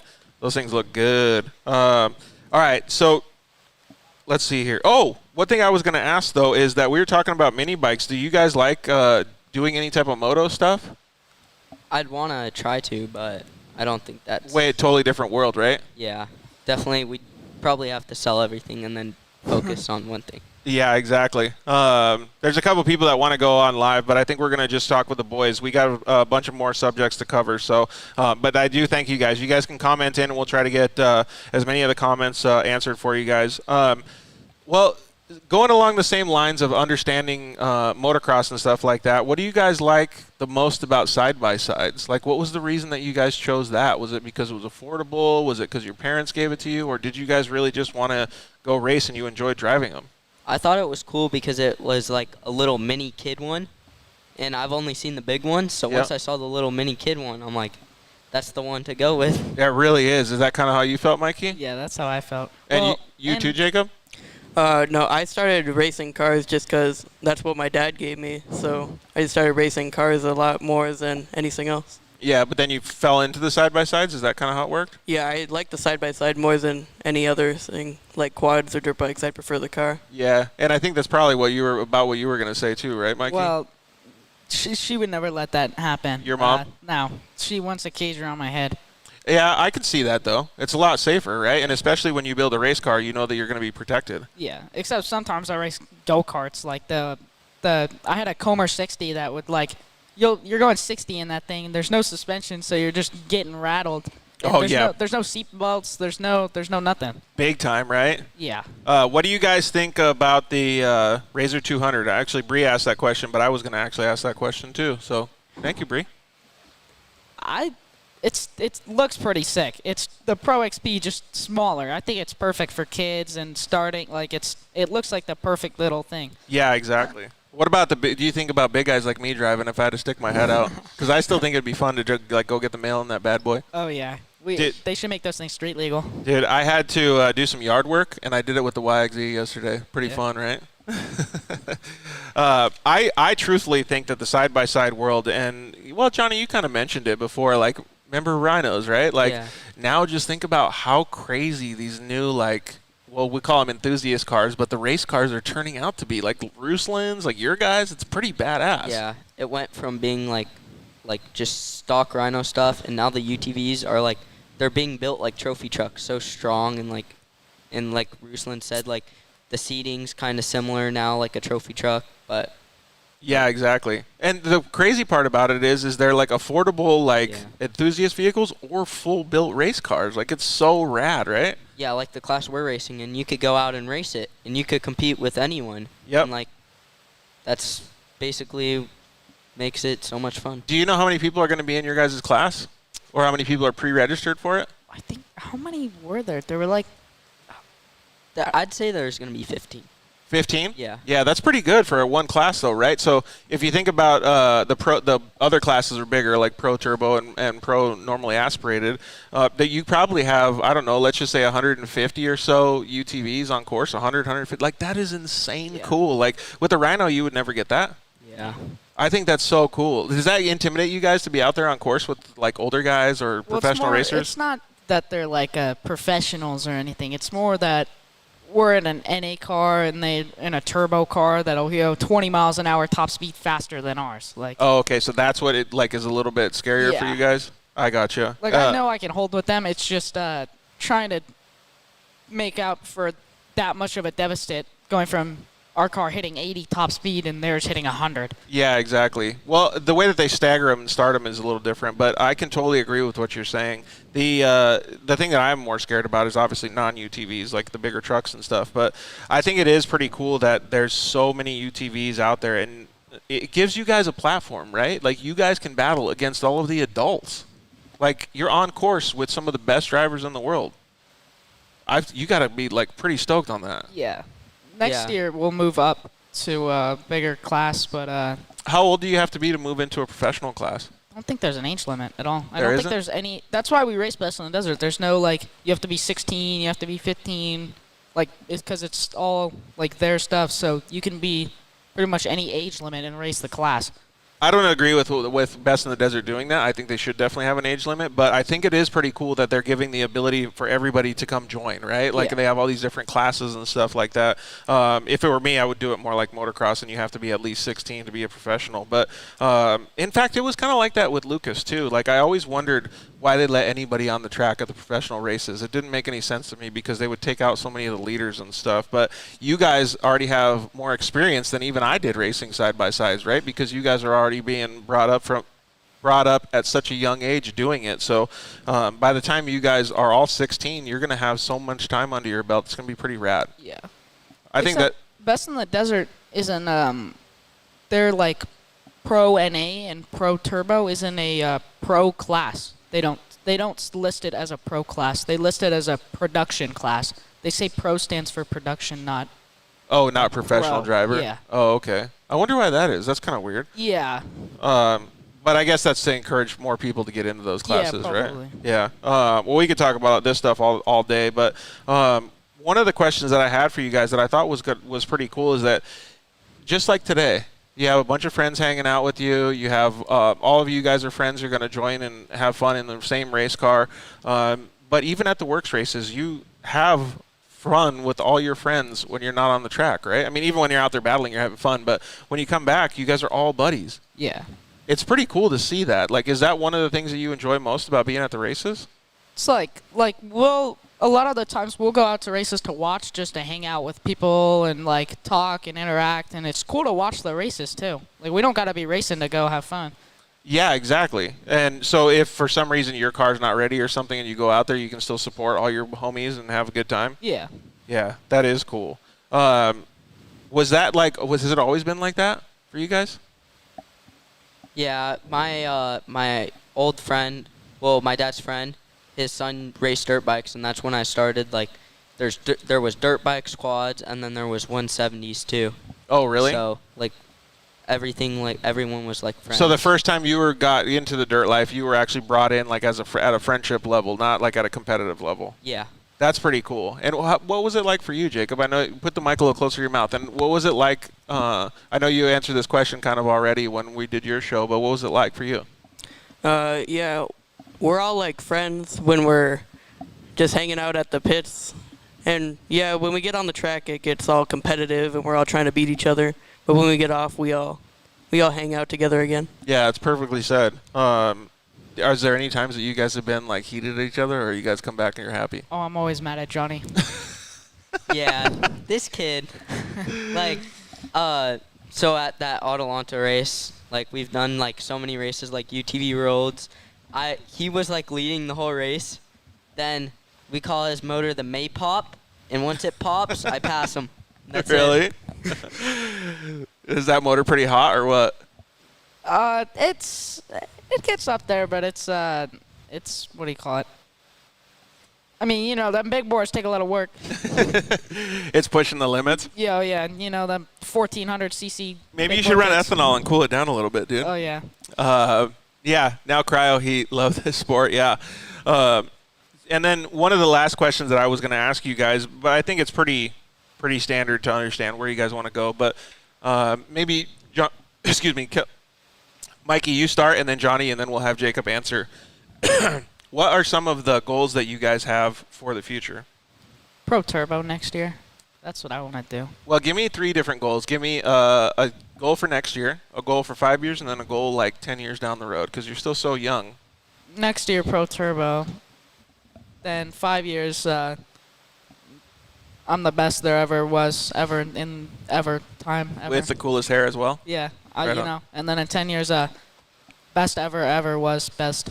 Do you ever plan on cutting your hair during these goals, or are you just going to Never. let it ride? Never.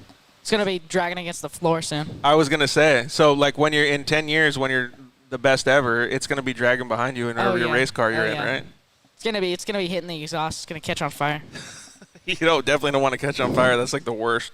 But you guys haven't been on fire, though, have you? I've been on fire a couple times, and it sucks, dude. You do not want to be on fire.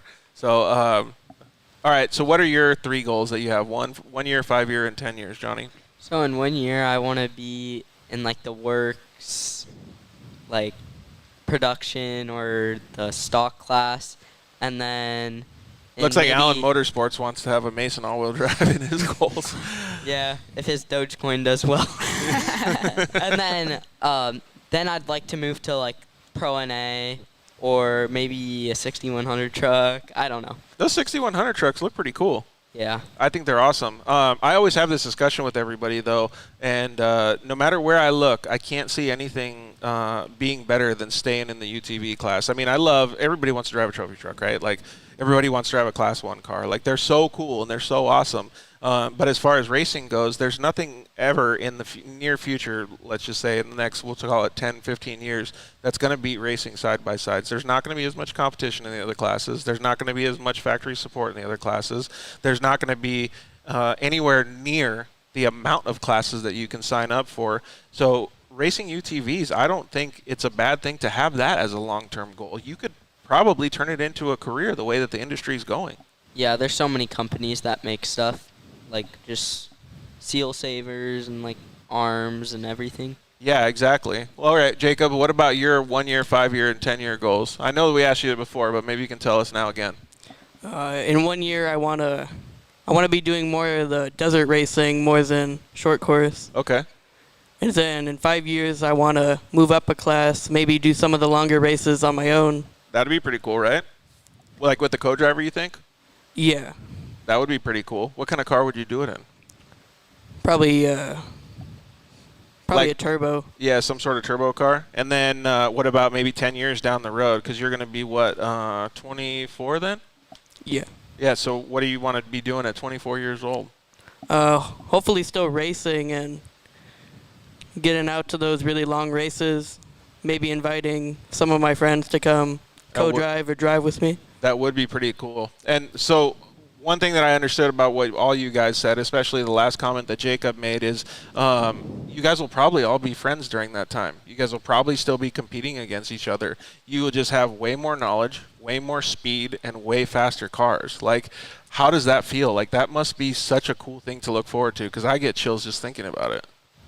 Well, I know the cars will definitely, like side by sides, they're definitely moving forward and will get a lot faster than they are right now. 'Cause Absolutely. Right now, the Can-Ams have 3 cylinders and the Polarises have 2, but they're all at 1,000 cc stock and they're all really fast now with the turbos, but they'll definitely move along.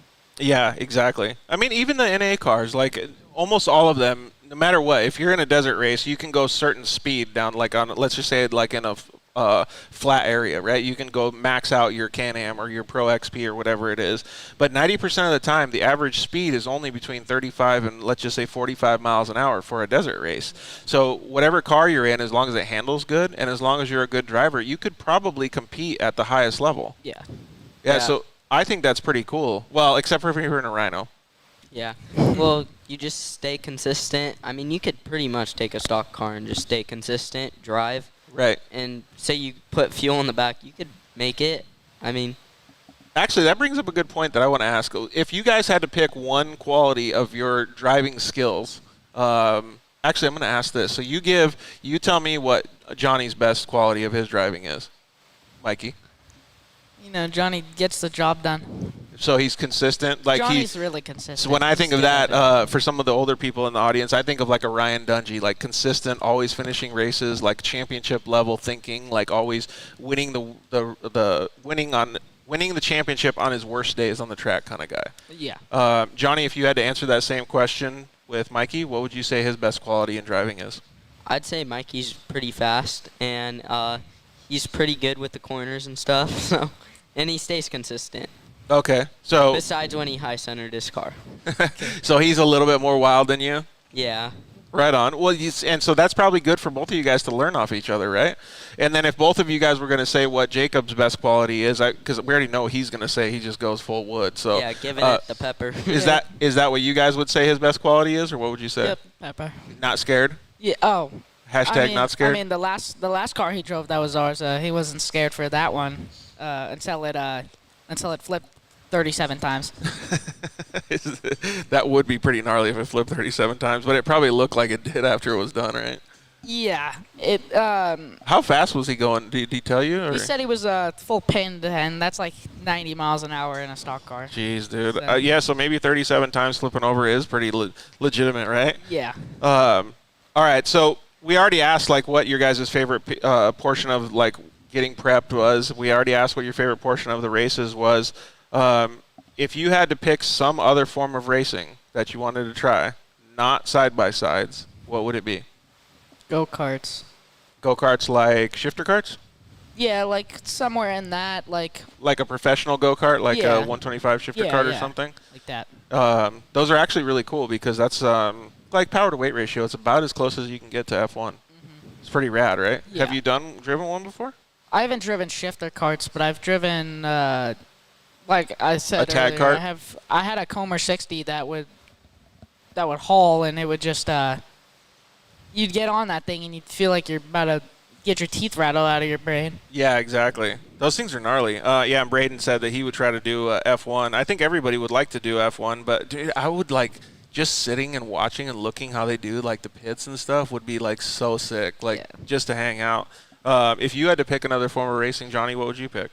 I'd do like maybe motocross. Yeah, there you go. Would you pick outdoors or would you pick supercross? I'd do outdoors. Yeah, the man sport. Yeah, I wish we could like do side-by-sides on like the outdoor course. That would look They fun. have done some of that stuff before. Yeah, have you ever seen a track called Redbud in the No. Motocross Nationals?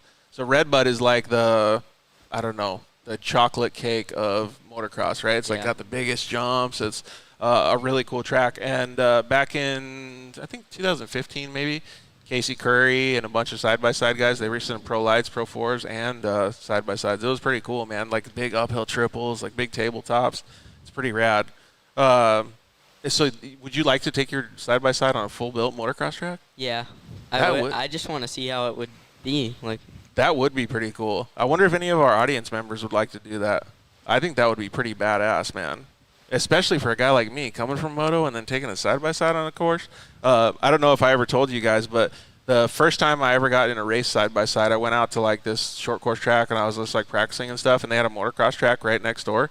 And I went out there, and like all the guys just kind of like went back and were sitting there. And I went out in my side by side, and I launched all the jumps, like even like a fourth gear pin on a 250F jumps, like on my Razor 900. And I didn't even get around to finish one lap, and they kicked me off because I sent all the jumps first lap. It was pretty sick though. Like they were massive, like especially in a Razor 900. It was cool to see that though. So I can totally feel like what you guys would be doing at like works races and stuff. All right, Jacob. What would you do if you could pick any other form of racing? I'd have to agree with Mikey and go with the go-karts. Is that because that's what you guys have done lately, or you guys actually really enjoy that?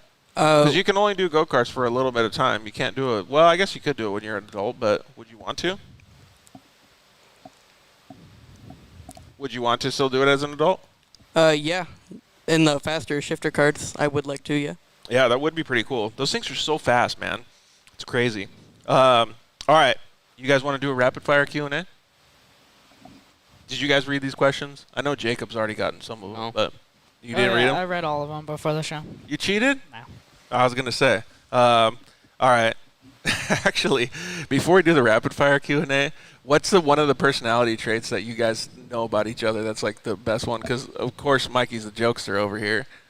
yeah, he's the jokester. He's the jokester of the crew? Yeah, No. I'd say you're the jokester. Are you the guy that's level-headed then, Johnny, of the crew? Well, what would you guys say? I don't know. What would you say, Mikey? What's his personality of the crew? A special one. What you mean by special? You're a very special boy, Johnny. What would you say Jacob's role in the crew is? Just Oh. going full pepper as always? Yeah, full pepper. You know, Jacob's full Cindy. The excitement of the crew? Oh, yeah. All right, let's do this rapid-fire Q&A. You guys ready? Mm-hmm. All right. Let's do it like this. Mikey, you answer first, Johnny, and then Jacob. Hard shell or soft shell tacos? Or, excuse me, hard shell or soft tacos? What are tacos? Soft shell. Here we go. This guy, the jokes again, right? No. You're going soft tacos? Yeah. Really? All right. What are you, Johnny? Hard shell or shell. hard shell? Like the pan-fried ones, the Yeah. really good ones? How about you, Jacob? Hard shell. All right, you're the odd man out, dude, because I'm going hard shell too. Chicken or asada? Chicken. Asada. Chicken. Ah, dang, dude. I don't know what I should pick. Dunes or the river? Dunes. You going dunes? What about when it's like 100 out? A river. You're going river? All right, what about you, Johnny? Dunes or the river? The river. And River. you're going river too? Yeah. All right. What about when it's cold out? You guys are probably all picking dunes, huh? Yeah. Well, then the desert's like right there. Yeah, that's true. How long does it take to get to Glamis from here? 4 hours. Yeah, so that's not too bad, right? Three-wheeler or quad? Three-wheeler. Dang, look at you, wild man. Yeah, three-wheeler. Those things look fun. You're getting wild too? Woo! I don't know, boys. What are you picking, Jacob? Three-wheeler. Dude, we knew he was going to pick that, right? Just the Yeah. wild guy over here. My dad used to race those, so That's pretty cool. Yeah. You got to have some serious cojones to race a three-wheeler, right? he convinced my grandma, his mom, that it was safer than a dirt bike. So That is so not true at all. exactly. Like, not even close. But somehow she believed him. So Yeah, for sure, right? Eric Lundvall says, are you guys into RC cars? dude, I have a whole collection. Do you really? It's a problem. Do you have a little short course truck? Because I have one. That I have like 8 of them. I have a SC 6.1 that my buddy Wally builds, Nick Yeah, Watlett builds. I have like 4/4x4s that just break every single time. Nice, dude. I Those have things a- are pretty I also- bulletproof, I too. also have an X Max that's like all it's got all like aluminum like A arms and steering rack. It's got aluminum. Dude, you're everything. dialed in. Yeah. RC cars aren't expensive, or are expensive Yeah. when you put in all that work into them, too. Do you guys have RC cars? I do. I still have it. It hasn't been running for years. Oh, really? Because my. Oh, it's one of those nitro engines or whatever? Uh, Or is it electric? it's. No, it's electric. Oh, okay. It hasn't been running because like the computer in it broke and it won't start or anything. Oh, crap. You're going to have to spend freaking $500 to get that bad boy But fixed. that was then. the fastest RC car I've ever seen. Nice. What about you, Johnny? You got an RC car? Yeah, it's like it's on and off, but like they're like every part is so expensive. So. Yeah, exactly. Yeah, one thing that I noticed about RC cars, though, is it actually really helps with your visual skills because you can see it and you have to coordinate your hand-eye movement together and you can see it and you have to keep track of it. It's really good for the sensory nerves and stuff like that in your brain. So if you guys do get a chance, say hi to our buddy Eric at the RC car track. Let's see here. Ooh, this is a good one. Barsha or Plessinger? Do you know who they are? Plessinger. You're going Plessinger? Yeah. You don't like Barsha? No. I mean, he's got long hair, dude. Come on. I like Cowie. Oh, you're going Cowie? Well, we'll see. All right, who's yours, Barsha or Plessinger, Johnny? Isn't Plessinger on a Yamaha? Yes. Oh, he is. Yeah. Oh, I thought.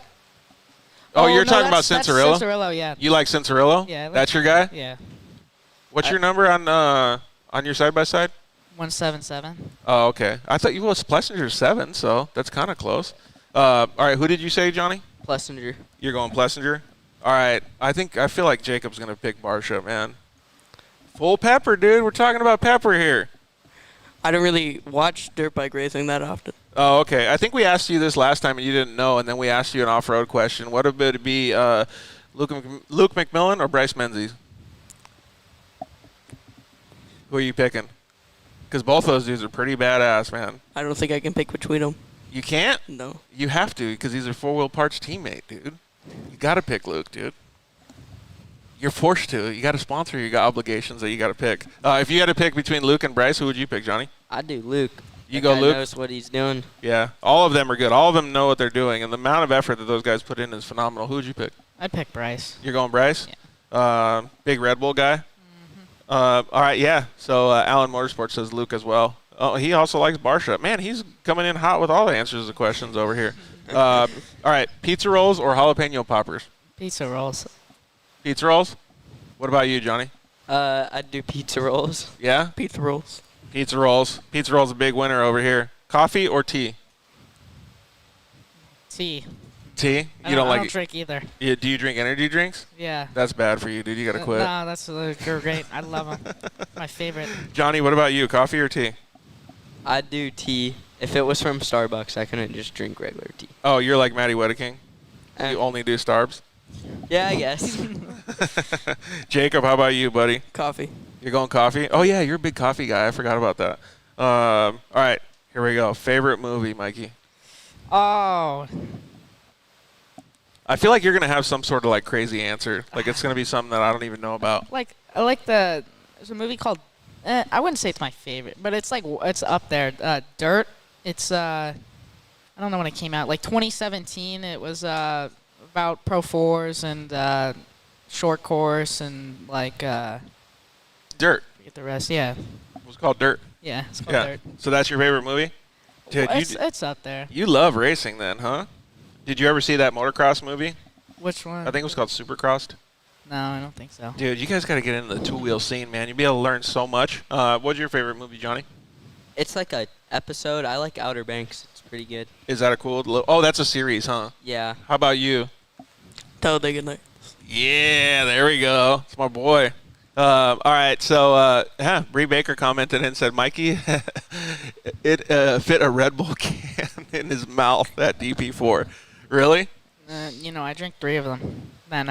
Then one ended up in my mouth at some point. You know, when I was sponsored by Rockstar, you can't give those out to young kids. Like, it's illegal. Anybody under 18 cannot come over there. We had to, like, kick all the kids out. So were you one of the ones that was coming by the tent stealing all that stuff? They were pretty good, so...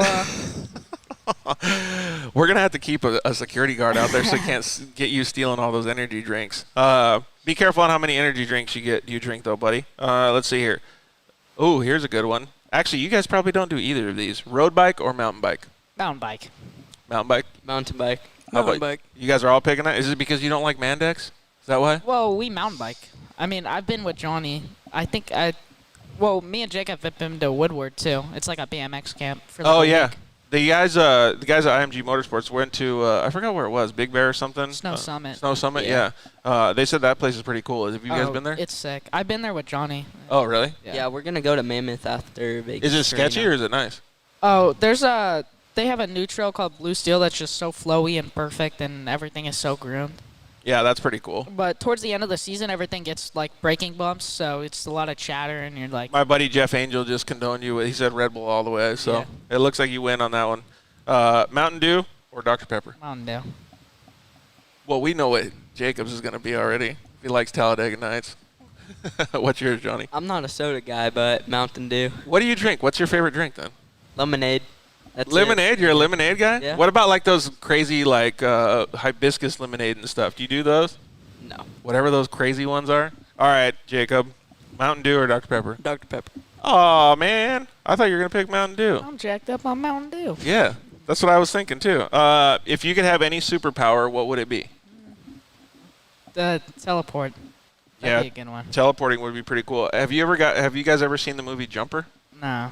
Jumper is like when the guy can jump to wherever he wants to go. It's pretty badass. I could just teleport to the finish line, and then I'd win instantly. Well, First you 30 seconds. you could do that, but you have to teleport with your car though. How are you going to take that with you? Is that part of the superpower? Yeah, I just touch anything I want to bring with me. God, that would take all the fun out of racing, dude. What about you, Johnny? What's your superpower? Invisible, whatever. What, you guys want to sneak up on people? No, Is that what just, you're trying to do? I don't know. I wouldn't want to be invisible because I'd want everybody to see me. Well, I don't know if it's like off and on. Oh, where you could turn it off and turn it Yeah. on? Yeah, I got you. All right, Jacob, what's your superpower? Mikey stole mine. Really? Yeah. Teleporting? All right. Well, you can pick that too, but now you guys are going to be battling and teleporting against each other. It's going to be so boring. So you're going to have to pick another superpower. What if you're just like super strong and if he teleports, you can just punch him? I feel like teleporting and trying to win races is like a total cheater move. What was your most memorable race? First one. Which one? It was 2015 Worlds. And what happened? Like, what was the reason it was your favorite? Because it was a bone stock 170. Because before you could literally have you didn't have to have a roof, a cage, or any. You literally, it was a stock 170, and Yeah. I went and go raced it. It was like the best thing ever. Because it was so easy and you just had so much fun? Yeah, like So- I had a dirt bike helmet, and it was like the strap was loose and the helmet was big. And there's like one picture of me going over a jump, and the helmet's just like way up here, and you can see my chin down below it, just like. Dude, you're a wild man. We need to get you a little bit safer, a little bit more calm down, like take out these Red Bulls. I feel like we're like sending you to Racer Anonymous over here or something to get you to calm down. What was your most memorable race, Johnny? UTV Roads, because I won it. That same year or was it a different year? 2020. Can you give us a little bit of explanation, like what class it was in, like what happened during the race, like those kinds It of was things? the 700, 800 class. Oh, okay. Yeah. So I think I did the 570 race before, Uh-huh. and Ryder Chapman flipped me back over, so I ended up getting like 10th in that. Okay. And then after like going like failing completely in the 570 class, I won. So it was like probably it made me happy after Yeah, that's cool. struggling. Yeah, it really like gives you a an understanding of what can happen during those races. So it's like a high and a low, right? Yeah. Yeah, and those are emotions that you guys are going to feel for the rest of your racing careers. Like, those always happen, man. There's going to be tons of races that you guys don't finish, and there's going to be tons of that you do good, too, right? Well, we remember you answering this question, but what was your most memorable race, Jacob? I don't remember what I said last time, but I think I'm going to change it. Oh, okay, let's hear it. My very first race in the 570 at Dirt Series. I had just gotten my 570, and we went to Dirt Series to race it. Yeah? But they said that we needed some kind of protection on the side. Yeah? So we took some orange, like, barrier tape, like the kind that has, Yeah. like, a bunch of holes in it. And we just taped it to both sides, and they let us race. Really? Yeah. I guess your arms don't fly out if you have that, right? Way to MacGyver it and put it together. Was that your dad's idea? Yeah. Yeah, way to go, Todd, getting you out there on course, man. Did you have fun at that race? Yeah, I did. That's pretty cool. Do you remember what place you got? I do not. Oh, okay. You just loved it because you were out there, huh? That's got to be so cool, man. I don't remember what my first side-by-side race was, but I definitely remember my most memorable dirt bike race. It was pretty cool, too, because it was like I didn't win, but I crashed on my 80 in the first turn at Glen Helen, and then I ended up passing everybody and coming back to second, and I was like probably, I don't know, 6 feet from passing the leader at the finish line. But it was cool because I was so amped, right? Like, it's those races that you don't even, like, think about how tired you are during the race. You just feel like Superman, like you're in a zone, right? Yeah. Do you guys ever have those types of races? Yeah. Yeah. Was that kinda how- it was like that? You guys were just focused and in the zone, or what? Yeah, well, we broke, and then, like, we went, like, back and forth. We were doing good, and then we broke, and then finally we got it to the finish, so, And it was pretty rad? yeah. Yeah. That's cool, though. Well, how was it facing that adversity? Were you guys pretty stressed out when you guys were broken, or were you guys thinking that it was going to get fixed and you could keep going? It was kind of like, well, are we going to be able to finish? And then, like, everything just came together at the end, like, and then we finished. Like, it was great. Oh, that's pretty cool, man. All right. Favorite flavor of ice cream? Cookies and cream. Cookies and cream. All right. What are you going with, Johnny? Rainbow sherbet. Ooh. Oh, you know what? It's not sherbet. It's sherbet or something like that. I don't know exactly how to pronounce it, but Sherbet. yeah, dude. So I forgot who told me. Maybe it was Caden or somebody. But honestly, it's so confusing because I've been saying it wrong my whole life. It's not sherbet though. Look it up and then tell me. Post on the Dirt Life Show. Okay. Let me know what it is. George had some orange barrier shit zip tied to both sides of his car. Yep, exactly. Let's see here. Oh, what's your favorite flavor of ice cream, Jacob? Cookie dough. Cookie dough? And you pick cookies and cream? That could be easily confused, man. You guys don't want to eat ice cream next to each other. Dogs or cats? Dogs. Dogs. Dogs. All you guys are going dogs. Right on. Do you guys each have a dog? I had to, but yeah, they died. Oh, right on. What about you, Johnny? You still have a dog? I have a dog. Yeah? What kind? Basset Hound. Whoa, those are cool. And you guys have puppies too, right, Jacob? No, we had a dog a few years ago. Oh, right on. What kind was it? You remember? Like a lab or something? All right, let's go down to the next question. Netflix or YouTube? You could. YouTube. You want to go to YouTube? Yeah. But didn't you say, who said Netflix? Oh, yeah, Johnny. What's yours, Netflix or YouTube? If there's not anything to watch on YouTube, I'm going to Netflix. Oh, okay. So that's when you're going over there and watching it. What about you, Jacob? Netflix or YouTube? YouTube. All day YouTube, huh? Supercross or motocross? Supercross. You're going Supercross? Did you know there's 3 Anaheims this year? Yeah, in Supercross, yeah. Yeah, there's 3 in 2022. So that means you're going to go to Supercross? Probably. Dude, let me know. We'll hang out. What about you? Are you going to go to Supercross? Motocross. You're going motocross? Yeah. Dang. What about when they come to Pala again? Because they're going to come to Pala in a month, I think? I don't think I can make it out there, but I just like watching it. Yeah, it'll be cool, though. Because they had the first race in Pala, and they're going to have the last race. What do you pick, Supercross or motocross, Jacob? Supercross. You're going Supercross? Yeah. Are you gonna go to any of them or no? Probably not. It would be pretty cool to see you out there, dude. What other form? Oh, we already talked about this. What other form of racing would you like to try? Okay, if we can't pick go-karts, what do you guys pick?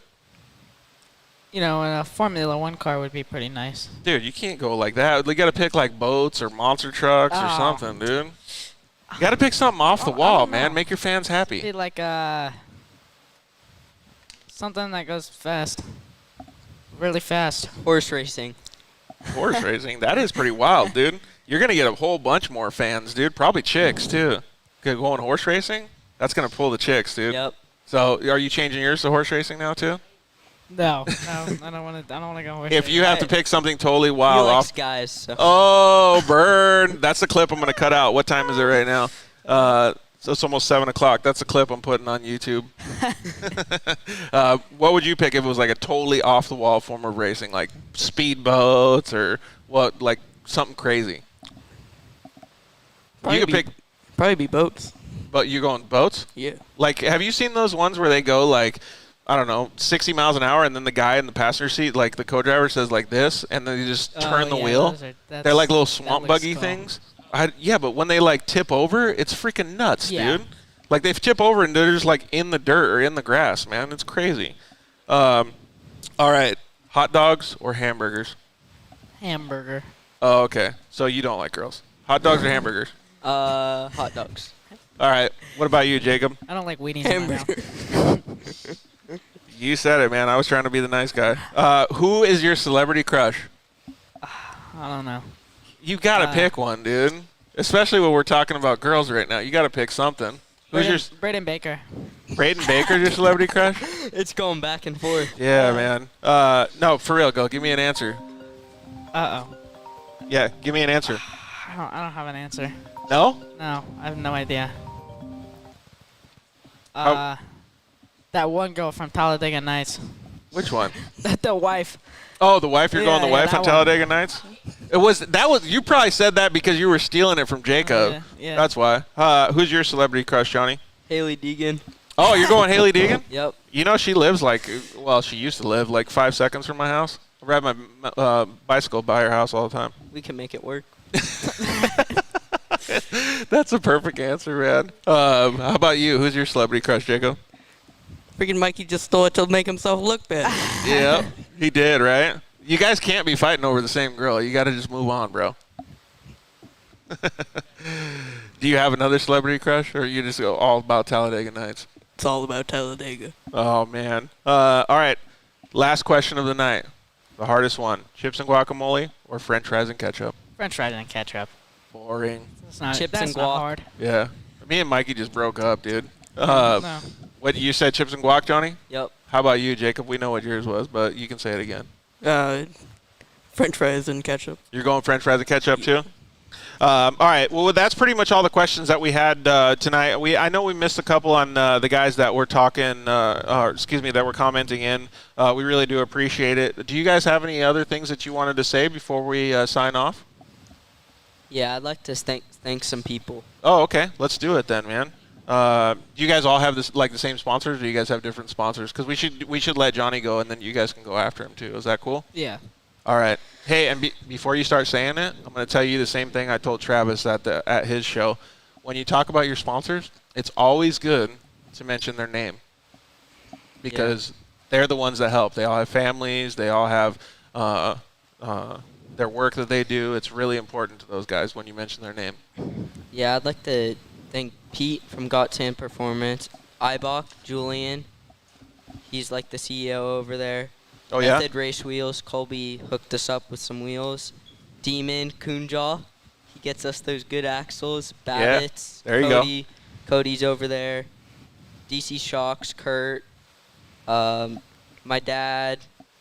Trinity, Josh. PCI Radios. Everyone over there, they just help out. PRP. Man, you got a lot of good sponsors, dude. And PRP, I just talked to him. Justin? Yeah, Justin. Yep. That's it. Justin's and awesome. then that's it. And I'd like to thank Maddie Wedeking for getting me addicted to Starbucks. I'd like to thank her dad for supporting her Starbucks habit. just my mom and dad. They Yeah, help. your family is definitely one of the key ingredients, right? And Mikey Kelly and Jacob's dad, they help us out with everything. So. Yeah, absolutely. You guys got a big crew, and all those people that support you. It's really phenomenal to see. You're such a young gentleman right now, but you have a long list of sponsors, and they all really appreciate working with you. I know that for sure. So what about you, Mikey? All right, let me see the back of your shirt, Johnny. They're all Gotta there. read it. I don't got a list. You know, You I don't keep even know lists. them. I know Well- them off the top of my head. Why don't you turn so he can see it, so he can tell everybody on Oh the yeah, show? look at those. There you go.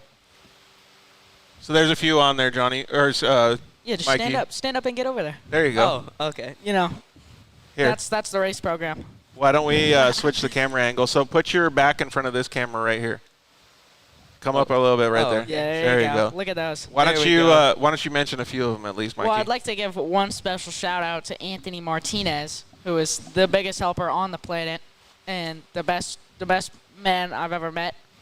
And he is my Lord and Savior, Jesus Christ. Yeah. And 6 pounds, 7 ounce. yeah, I wouldn't be doing this without him. It's really cool that you guys have those supporters in your program. Though. Yeah. As much as you guys joke around and you guys are young and having fun, you guys really do take this this racing professionally and seriously. So it's pretty cool. All right, Jacob, give us your little rundown right here, and then we can thank our supporters too. All right. I'd like to thank 4 Wheel Parts, Scanlon Motorsports, Yeah, Craig. SMG Racing, There you go. Car One, Polaris Razor, Walker Evans, GBC, Super ATV, Gates, Force, Motul, PRP Seats, Fly Racing, Cryo Heat, HMF, KMC Wheels, Gearhead Coffee, Woo, KMC. Warfighter Made. Yeah, Warfighter. That's awesome, man. You have some really good sponsors on that program too. And it one of the things that I noticed is all you guys said PRP. Those guys are really cool. Justin and the whole team over there, like I said, Aaron and Maddie and everybody. We love all those guys at PRP as well. It's neat to see that they're giving back to all you youngsters too, right? And I know, Jacob, just like you said in your other show, you really wanted to thank your parents, your dad, your siblings, and all that stuff because they really support you as well, right? Yeah. Yeah, you guys couldn't do it without the family mechanism, and that's really why we have the show, The Dirt Life, right? Like, if I see you at the races, I don't really know who you are. I've seen you on social media, right? But now you've taken the time to explain to us who you are, what kind of personality you have. So I appreciate all you guys doing that. Johnny, you did a fantastic job, and Jacob, you as well. So thanks, Mikey. Appreciate it. All right. Knuckles, all you guys. We really appreciate you guys coming in and hanging out with us. You guys did a fantastic job on the show. So before we sign off, we want to thank all you guys for listening and hanging out with us. I know the shows are long, but it's really cool to see all the kids and all of the people that we get to talk to. We really appreciate everything that you guys do. Go over to our sponsor deals page on thedirtlifeshow.com and check it out, because that page you can also get tons of good deals. You can learn how to get your own sponsorships for the new season. I mean, these kids are doing it good. They have their sponsors, but if you're a beginning racer, you can go to meetthesponsors.com and check it out. So we really appreciate it. We want to get back to you guys. You slide into our DMs anytime. You can go to dirtlifeshow.com. You can go to @thedirtlifeshow on Instagram. Actually, before we sign off, what's your Instagram, Mikey? Mikey_Kelly 177. All right, Johnny, what's yours? Johnny Koltura 54. Okay, with the Koltura with the K. And then Jacob, what's yours? Jacob Peter 41. Okay, cool. So go check out all those guys' Instagrams, and you can always check out the Dirt Life Show on Instagram as well. And we have links over to those guys' pages too. Thank you very much to the guys over at KMC. Visit kmcwheels.com and check out all their new products. Thank you to the guys at EFX Tires. Thank you guys at Shock Therapy. Use the code DIRTLIFE at shocktherapist.com. Thank you very much to the guys at Zoolander Racing Products. You can use the code TheDirtLife at ZoolanderRacingProducts.com. Save a whole bunch of money. I know you're going to probably need some of their parts after Vegas to Reno. And thank you to the guys at Cryo Heat as well. Josh, thanks for chiming in. We really appreciate it. And, of course, thank you very much to the guys at Solder Weld as well. We really appreciate you guys joining us. Thank you, Mikey Kelly. Thank you very much, Johnny Koltura, and thank you, Jacob Peter, and to all your family and friends that came down and hung out. It was really cool having everybody here. I know we just got to eat pizza and hang out for a little bit, but it's neat to be able to have that environment all the time, right? Especially before you guys are going to the races. So next week's show, you guys might know who we're going to talk to. His name is Joey D. You know who he is? Yeah. Pretty rad dude, right? He's like the OG of UTVs. So come down, or we're going to be at the Four Wheel Parts down in San Marcos. So you guys are more than welcome to come down or tune in on Instagram or Facebook and YouTube and hang out. We're going to get a whole bunch of fun stuff. RJ Anderson is going to co-host that show. It's going to be pretty cool because those guys have some serious stories about doing XP1K videos together, all kinds of fun dune trips. It's going to be pretty badass, man. So like I said, thank you to all you guys in the audience. Thank you to our guests. Thank you to all of our sponsors. And, man, we thank you guys so much for living your dirt life with us. We will see you guys next week for episode 98. Good night. Thanks for listening to The Dirt Life Show.